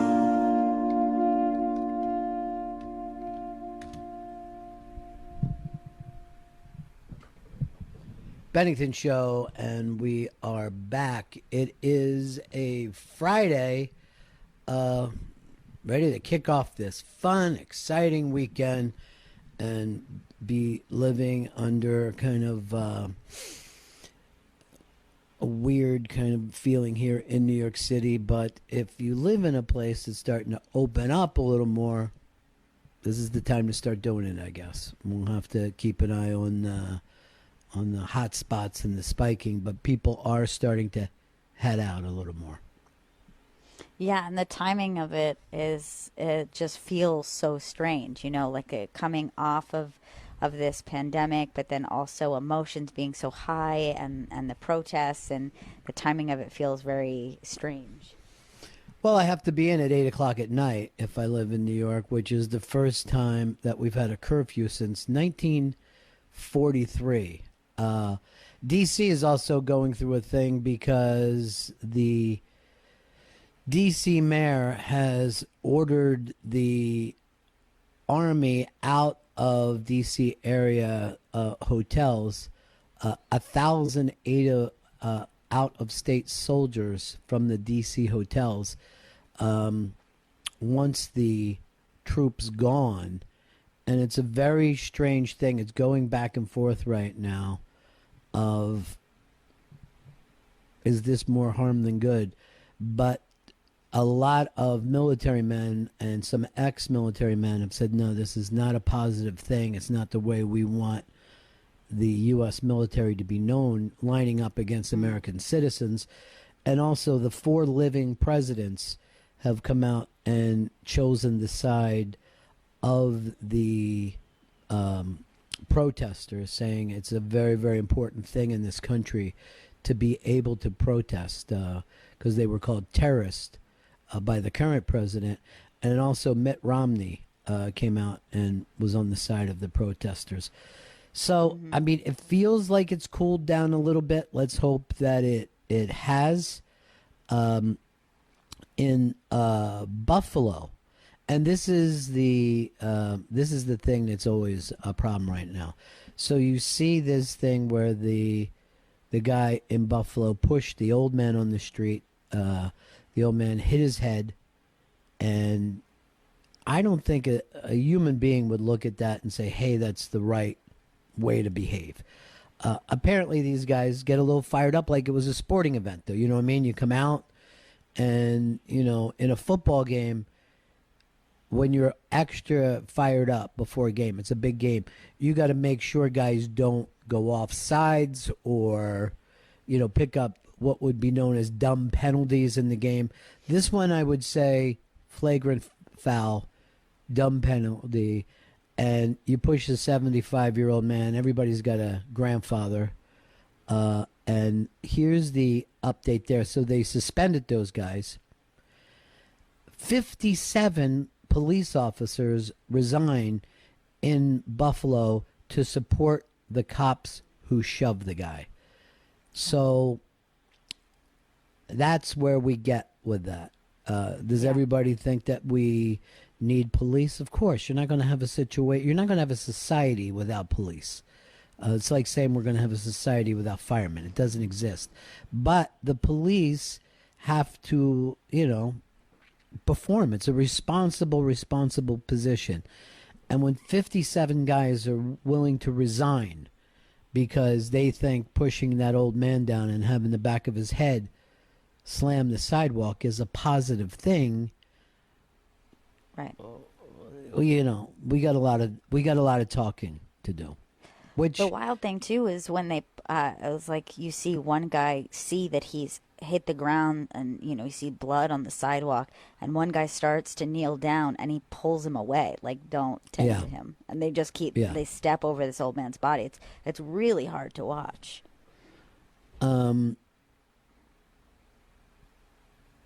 It is bizarre, and that's why the counter protesting thing is something to also You know, that's also a First Amendment right, but there's also going to be a better chance that shit turns ugly. You know what I mean? So you would have to keep the protesters and counter protesters away from each other. And that also becomes a very difficult thing. A lot of people are furious too because the mayor in New York has said that, hey, the police are doing a good job. And the governor has said the same thing, and that's made a lot of people mad. Yeah. But here's what people forget. No one has ever been elected running on an anti-law and order platform. You know, if these guys want to stay politicians, they have to have some connection with that very, very strong police union. And there's a case there in Buffalo where you look at something that you would say to yourself, well, everybody is going to get that. All right, so here's the update that they did not resign from being police. They resigned from being part of the riot response team. So they're like, I don't want to be well, I don't blame you there. Who would want to be on the riot response team? Yeah. If you guys all have that option, do that. Yeah. But it does make you think, if they identify with the guys who pushed the old man down, Yeah. we need to have some dialogue. And if nothing else comes out of this, although it's a very difficult thing for this happen to in America, but we definitely need to talk together. We're all going to be living in the same 50 states together. At some point, we have to talk. And very little of that takes place. We saw the response of, do you wear a mask or don't you wear a mask? Is it being a good citizen to wear a mask, or is it taking away your rights as a citizen to wear a mask? It seems like dialogue and education could bring us together on that. We don't lose it. Doesn't happen. We go right to name calling. But I do think that there was something interesting with, and I don't know if it has to do with the quarantine, because maybe there were people who would have been on the streets and they would have just made a sign, but they didn't feel comfortable, or maybe they were worried about, protests getting violent, that I have seen so much more petition writing, donations, sharing of information. Like, there's been a lot more of that, and social media being used that way. And I wonder if that has to do with the quarantine. Like, for example, today, Breonna Taylor, who was murdered, it's her birthday today. So there was like a big push, to get some action out of that. And I just feel like there's so much more information being shared about that. This woman would be 27 years old, and these cops have not been charged. I'm pretty sure they haven't even been fired, but they certainly haven't been charged or arrested. This is the woman that was shot? Yeah, she was shot in her home when they busted in under, a specific situation that they, kind of almost like loophole where they didn't have to have a warrant. They shot her. They shot at her boyfriend, who, I think that they believed that there were intruders. They just busted in, and not only was she was innocent of the crime, they got the wrong person. This woman was a nurse who was, frontline worker working on COVID patients. They had actually already arrested the person that they thought had committed the crime on the other side of town. So some other police, some other group had already arrested this person. So there was terrible miscommunication, and this woman was murdered. And, it's situations like this where I am interested in the fact that there seems to be a change in the way people are talking about this thing. Well, you are right. With colleges being down and jobs being down, a lot of people on unemployment, a lot of people have a lot more time.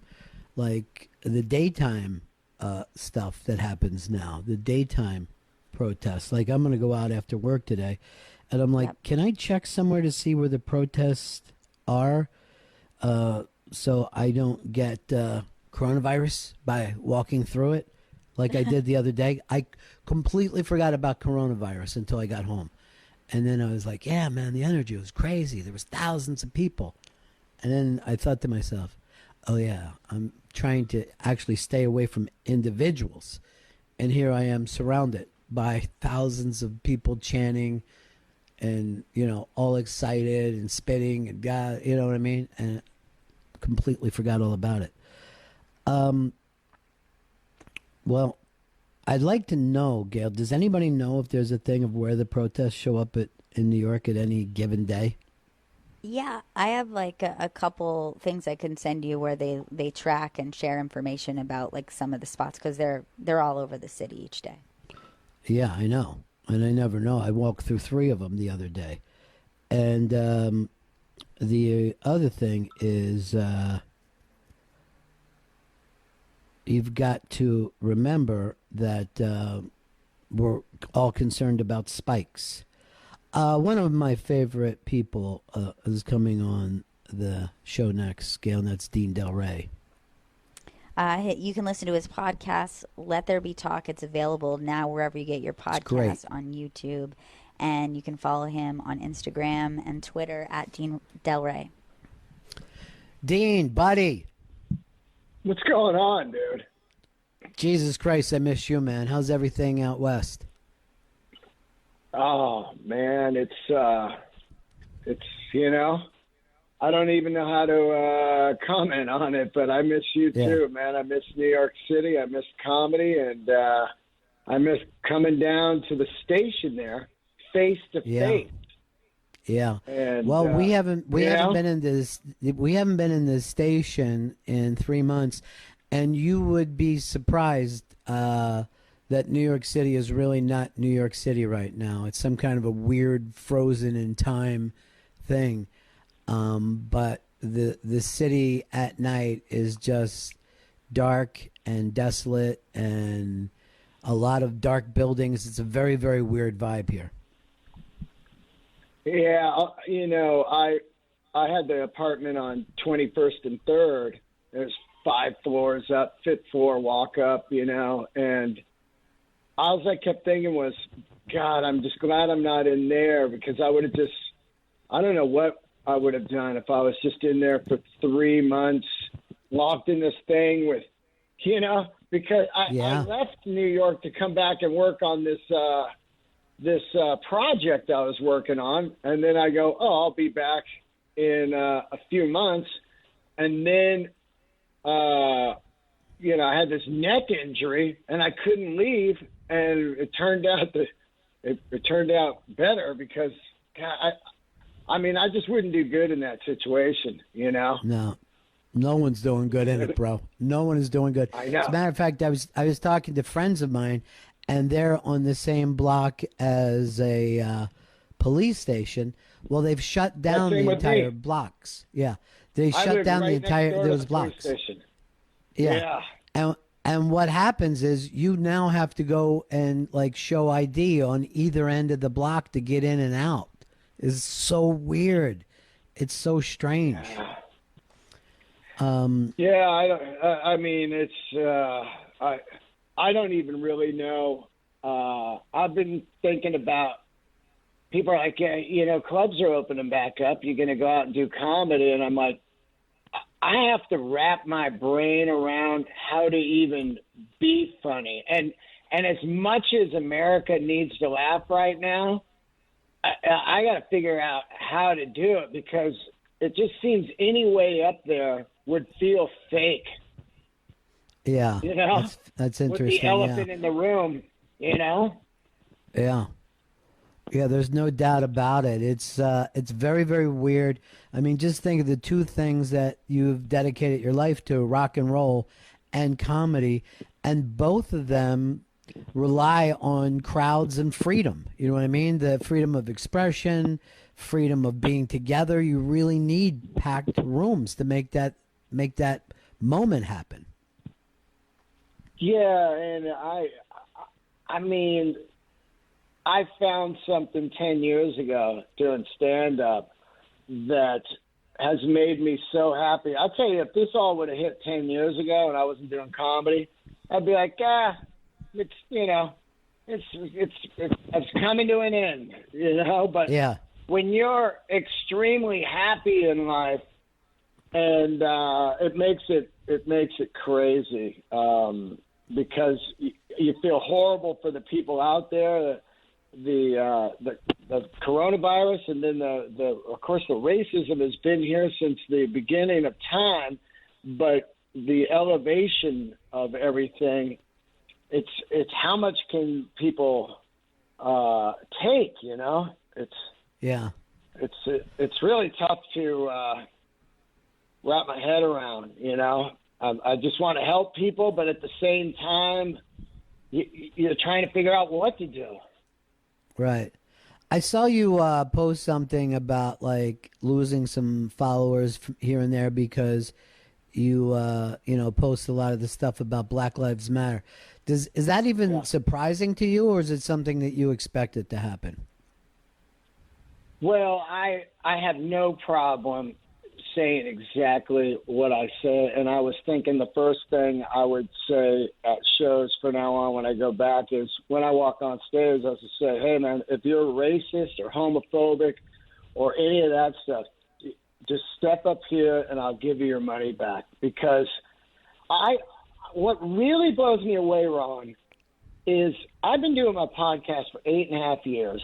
If you listen to my material, it's anti-homophobia, it's anti-racism, it's all this stuff.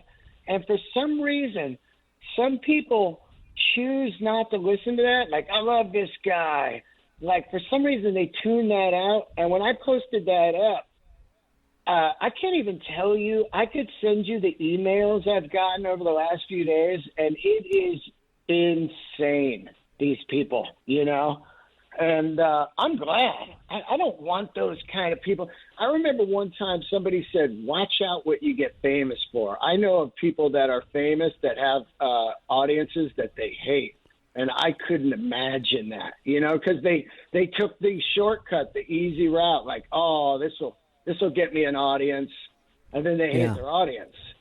And, I've toured with Mark Maron many years on and off, and his audience, it's really what you want in an audience. They read, they love art, they love people, and as corny as people might think that is, it's just how it should be, man. You know. Sure, of course, but you know the same way.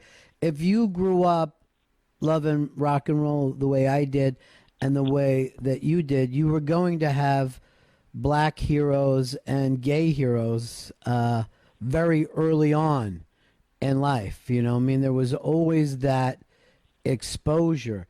And do you think that did it for you, or where did you come along with not getting caught up in that when you were a kid? San Francisco, 100%. Growing up in the Bay Area, the melting pot. I never, one of my best friends was black, Fred Hightower. The other guy was Hispanic, Bobby Ortega. Another guy was Italian, and it was just this melting pot. And thank God. And I really didn't ever think about it until I remember I would ride my Harley and I'd be at a gas station and somebody would walk up.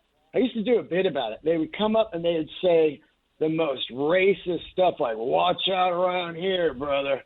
Like, what? The Bay Area and music and also films, man, I was talking to Ian Edwards yesterday, and I watched Do the Right Thing for the 1,000th time, Spike Lee film that I love. And I said, you know what's sad about that film is it is not dated. No, at all. That movie is not dated. It could have been shot 6 months ago. And until you can watch Do the Right Thing and go, when was this shot? It's not fixed. I mean, it's wild. The amazing thing about that is how far Spike was ahead on the gentrification thing. You know what I mean? Like, there wasn't even that kind of gentrification. It might have been just starting. And then everything that was a concern about that became true in Brooklyn. Oh, absolutely. As I walked, I spent 3 summers in Fort Greene. And as I walk around there, I realized where the anger was. And also, same thing with San Francisco. No matter, San Francisco in the 70s was a blue-collar city. It was the plumbers, the carpenters, the artists, the hippies. Everyone else wanted to live in Walnut Creek or Marin or Sausalito. And now none of those people could ever live in that city. Black, white, Hispanic, Italian, whatever you are, you can't live there unless you're a gazillionaire. And so I've definitely witnessed that. And Spike Lee was way ahead of the curve, of course. Yeah. I love Spike Lee. I've always loved his films. I learned so much from him, the early ones. The scenes on Jungle Fever in the candy store, that unbelievable that he's blowing out at you. And All in the Family, the way that Carol and, the script writers were delivering the message. It's, you just learned early on. I mean, Sanford and Son and Chico and the Man, and all these shows, they were just, I love these humans, Yeah. I'll tell you something about Spike Lee. Out of all of his films, the one that's almost shocking to me is Crooklyn, because his childhood and the things that they did was not that different from mine. You know what I mean? Like, you could see when your children, we all kind of share a culture, but as you get older is when it gets weirder and weirder and weirder. And you kind of brought that up. If you're exposed to some of these things when you're young, it's not as difficult for you to adapt as a well-thinking adult. Yeah, I think it because I was talking to Gary Holt from Exodus today, and for the podcast, and he said something interesting. It becomes these things as you get into high school or right out, these cliques. And even if they're racist cliques on a low level, you need to, shut it down, Yeah. Like if somebody's like, we don't listen to no Prince around here. It's like, well, you're missing out, dude. And I truly remember people like that, But it wasn't, at the time, you didn't think of it as racism. You thought of it as like cliques. Like, well, he just doesn't listen to Prince, Right. Well, maybe he didn't listen to him because he was black. I don't know. But to me, I loved all different cultures, man. And I remember one time Bill Burr had this incredible bit about you need to be with other people, how he learned about his skin being ashy. And it was a funny joke, and it was so real, If you're not around different races, you don't learn stuff, and you become just this piece of garbage, So do you have any positive thoughts about the future, Dean, or are you concerned? Well, I'm pretty concerned. I'm pretty concerned. I hope. I just don't know, man. Because we need. Right now, we're comedians, and we are the people who go out and help people. With their pain, They come out, they laugh, comedians and musicians and movie theaters and all that is where you go to try to deal with, hard times, lose a family member or anything. And we can't even do that stuff right now to help people feel a little better, which is blowing my mind, man. It's like, here we are. We're like these doctors in a way that could help, but we can't help.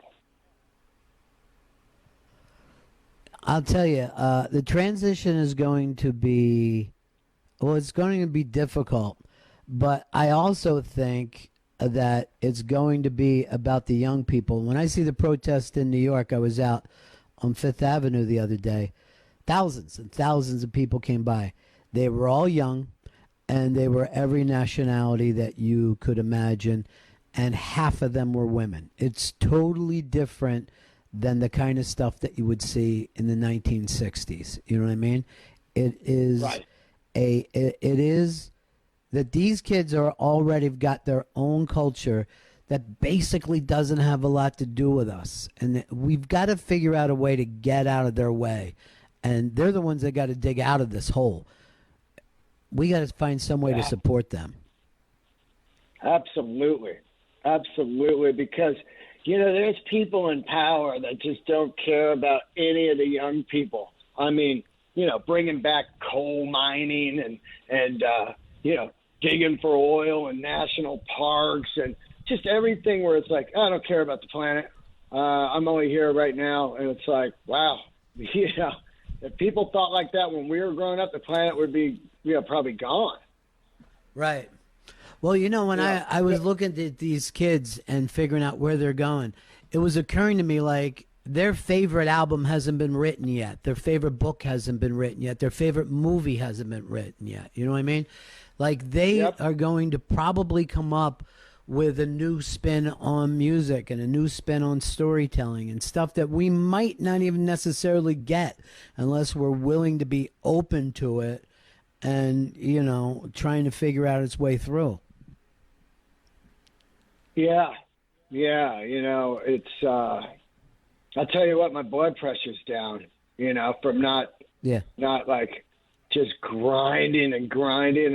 And I've kind of sat down for first time in my entire life. I've had 3 months off. I've been on the road my entire life with music or comedy since I was 16, 17 years old. And so it's made me sit back and be like, all right, I've just gotta relax here for a little bit.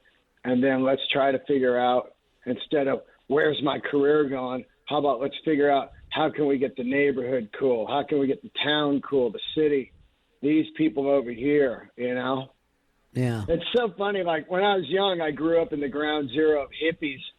And I was like a metal kid, and I was like, hippies, get out of here, And now I'm just so into the whole thing. I'm just, it's funny. A lot of Grateful Dead going on here at the house. Yeah, what are you? Where's your comfort music during all this? There was a period about a month ago where I wasn't listening to anything. It was just kind of rubbing me wrong when I was in the house during the virus lockdown. And now I can't listen to any heavy music at all right now during this race riots and stuff. I just try to listen to some just mellow stuff. I even got Burr turned me on to the channel on Sirius XM. Hold on, what's it called? Calm? Calm. Oh. Yeah, dude. So I'm on Calm and I'm on Spa, and then I'm doing this Wim Hof breathing techniques to I mean, dude, it was so insane here in LA a few days ago. It was 24/7 copters, sirens, fires, and brutal tension. I was just I didn't know what was happening, Yeah, it's going on here in New York too on a daily basis, and weirdly too, we were talking about this earlier. Some of the smaller towns are really representing. There's a lot of people getting involved in organizing and stuff that haven't done this in a lot of years.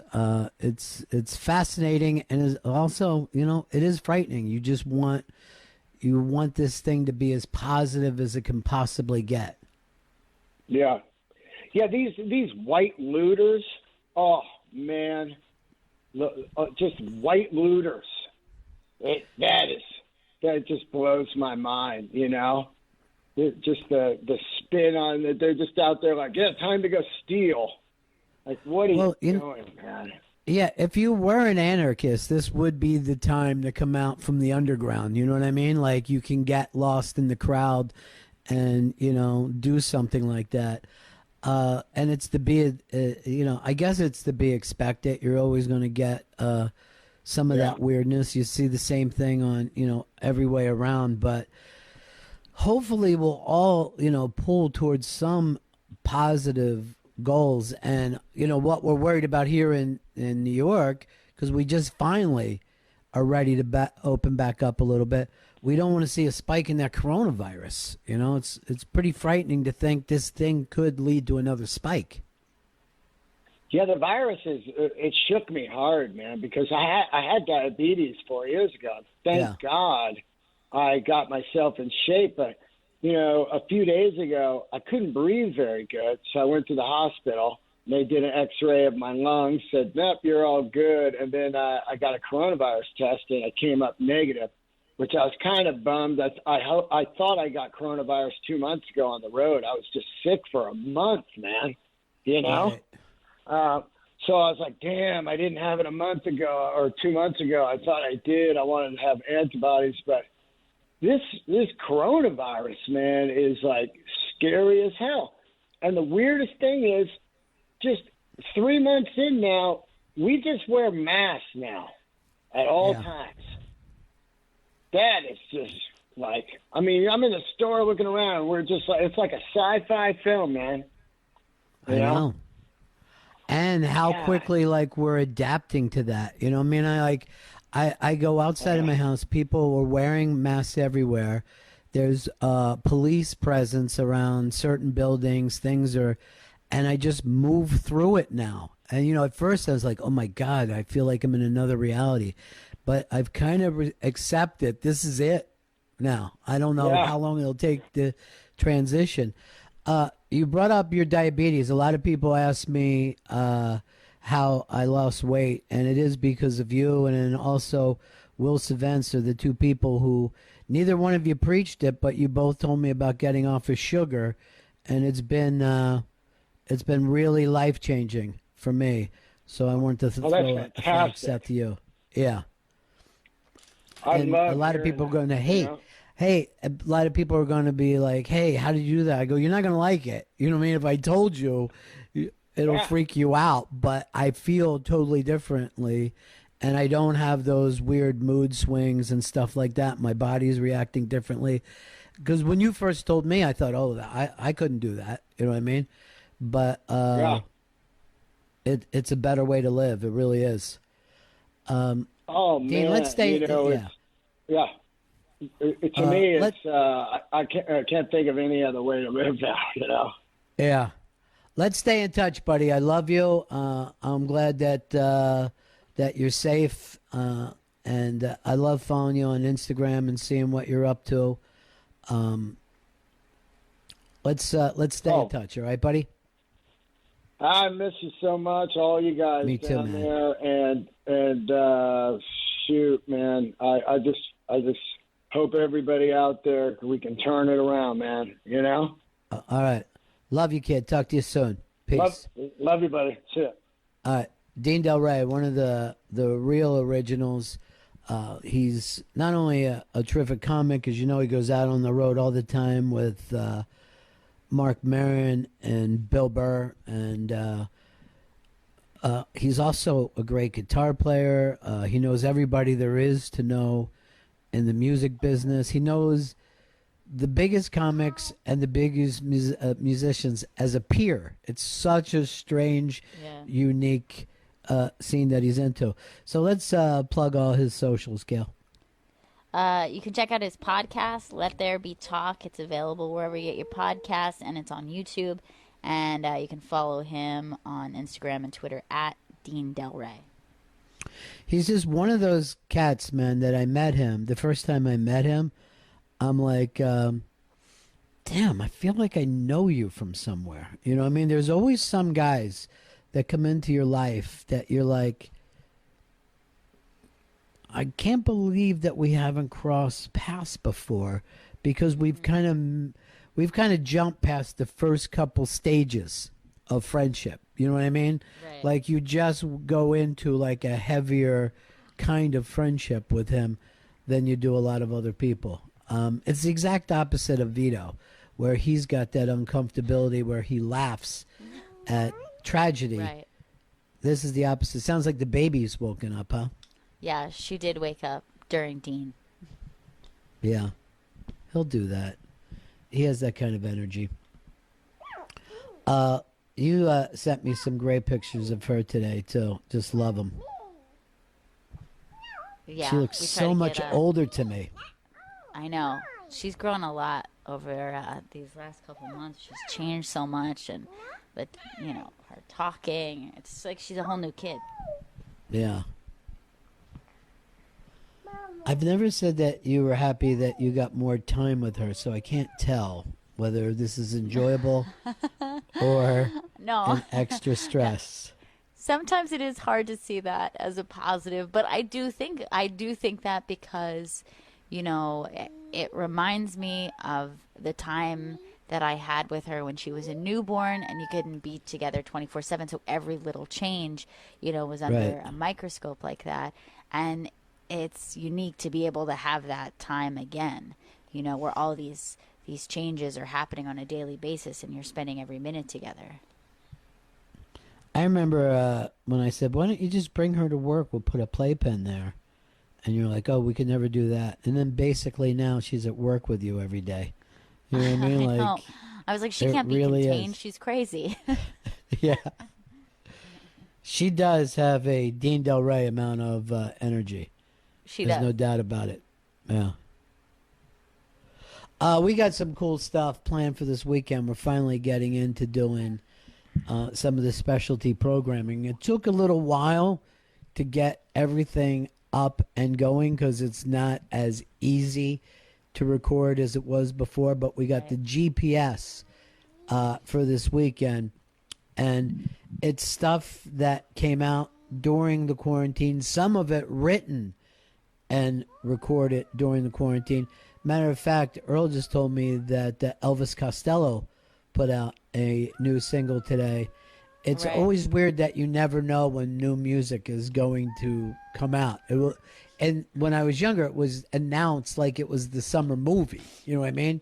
You'd be like, oh, in 6 months, you're going to get the new album by the Eagles. And then if it was 8 months, you would go, oh, the band's having a lot of problems.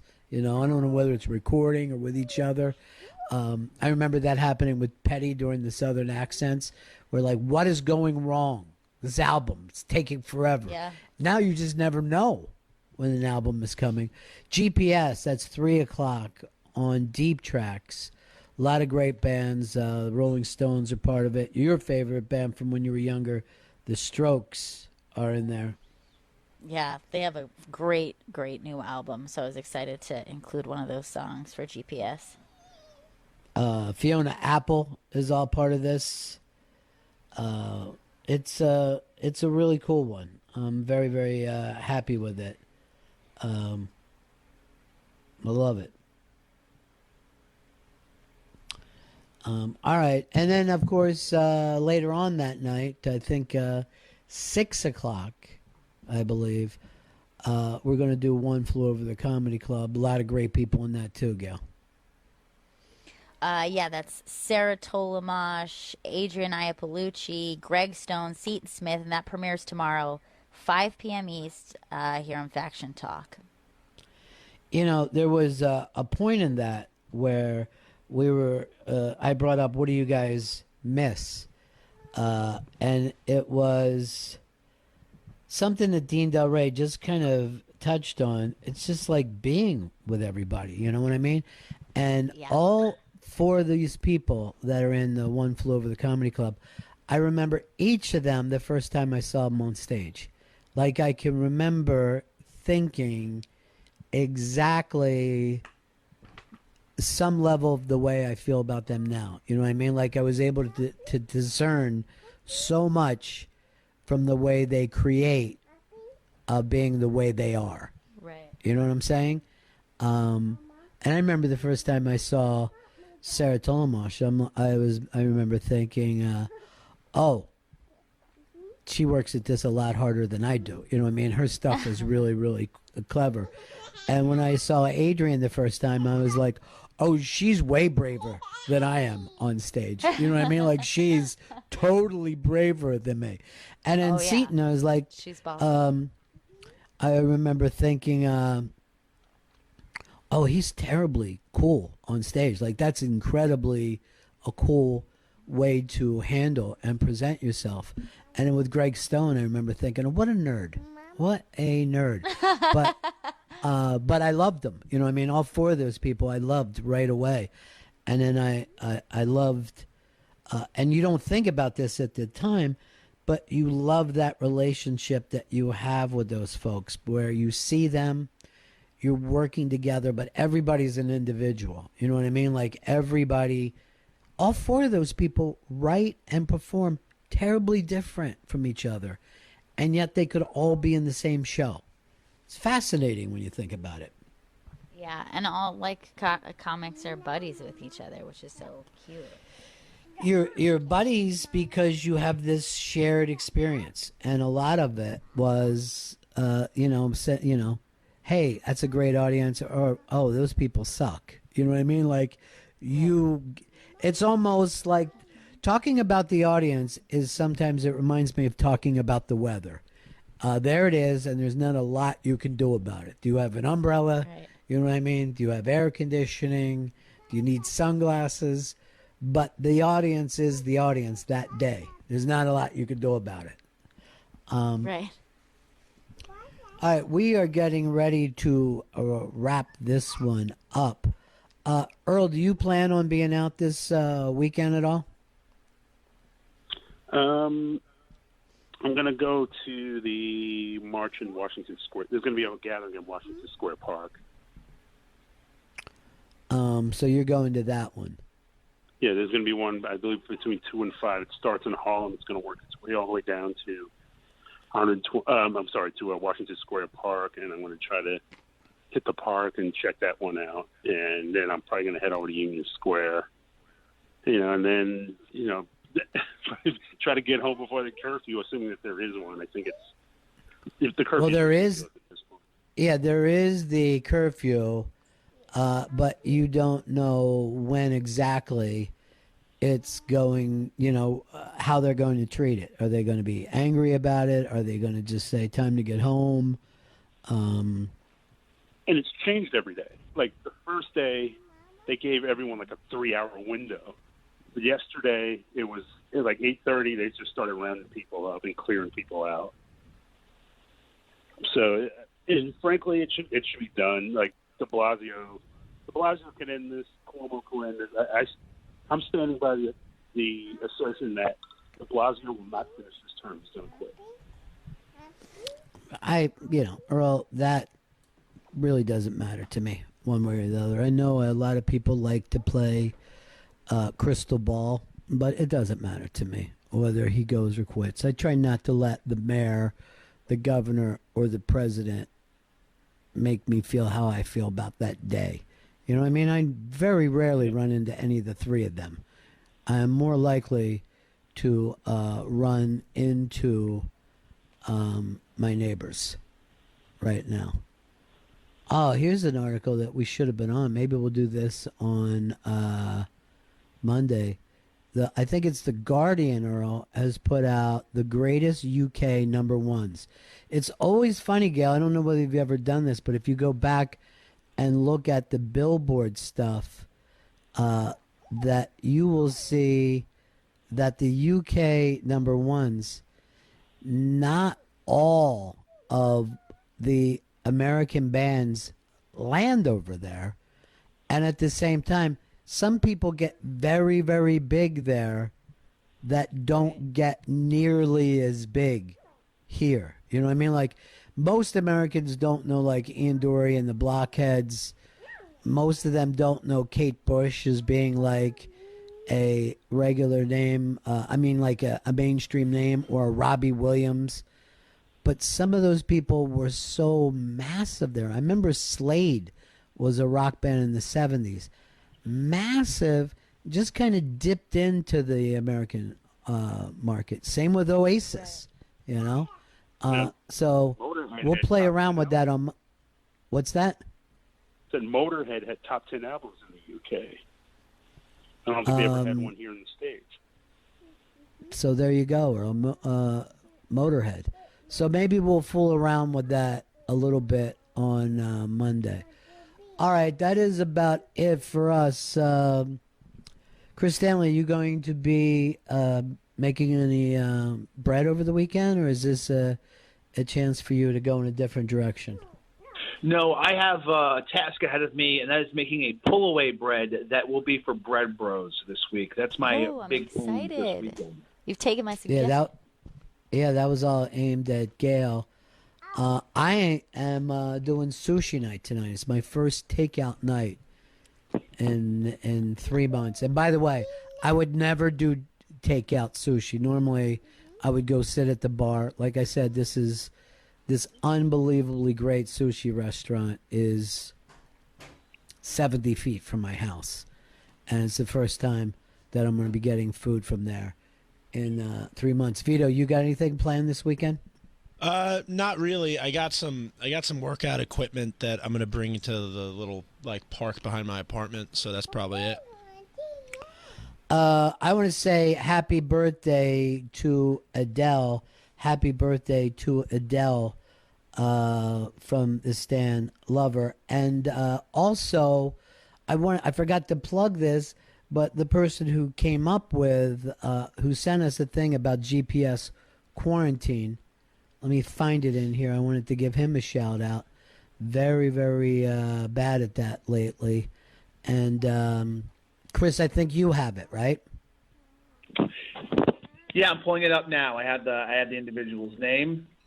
Yes, the individual, not the person. He's an individual, which, by the way, was supposed to be your job all day to plug this. Alone. As the executive producer. And to hear that the executive producer has to pull up the individual kills me. It's Ben Freestone. I think Ben Freestone. Thanks so much, Ben. I hope you enjoy this GPS. All right. We'll see you guys on Monday. Take care.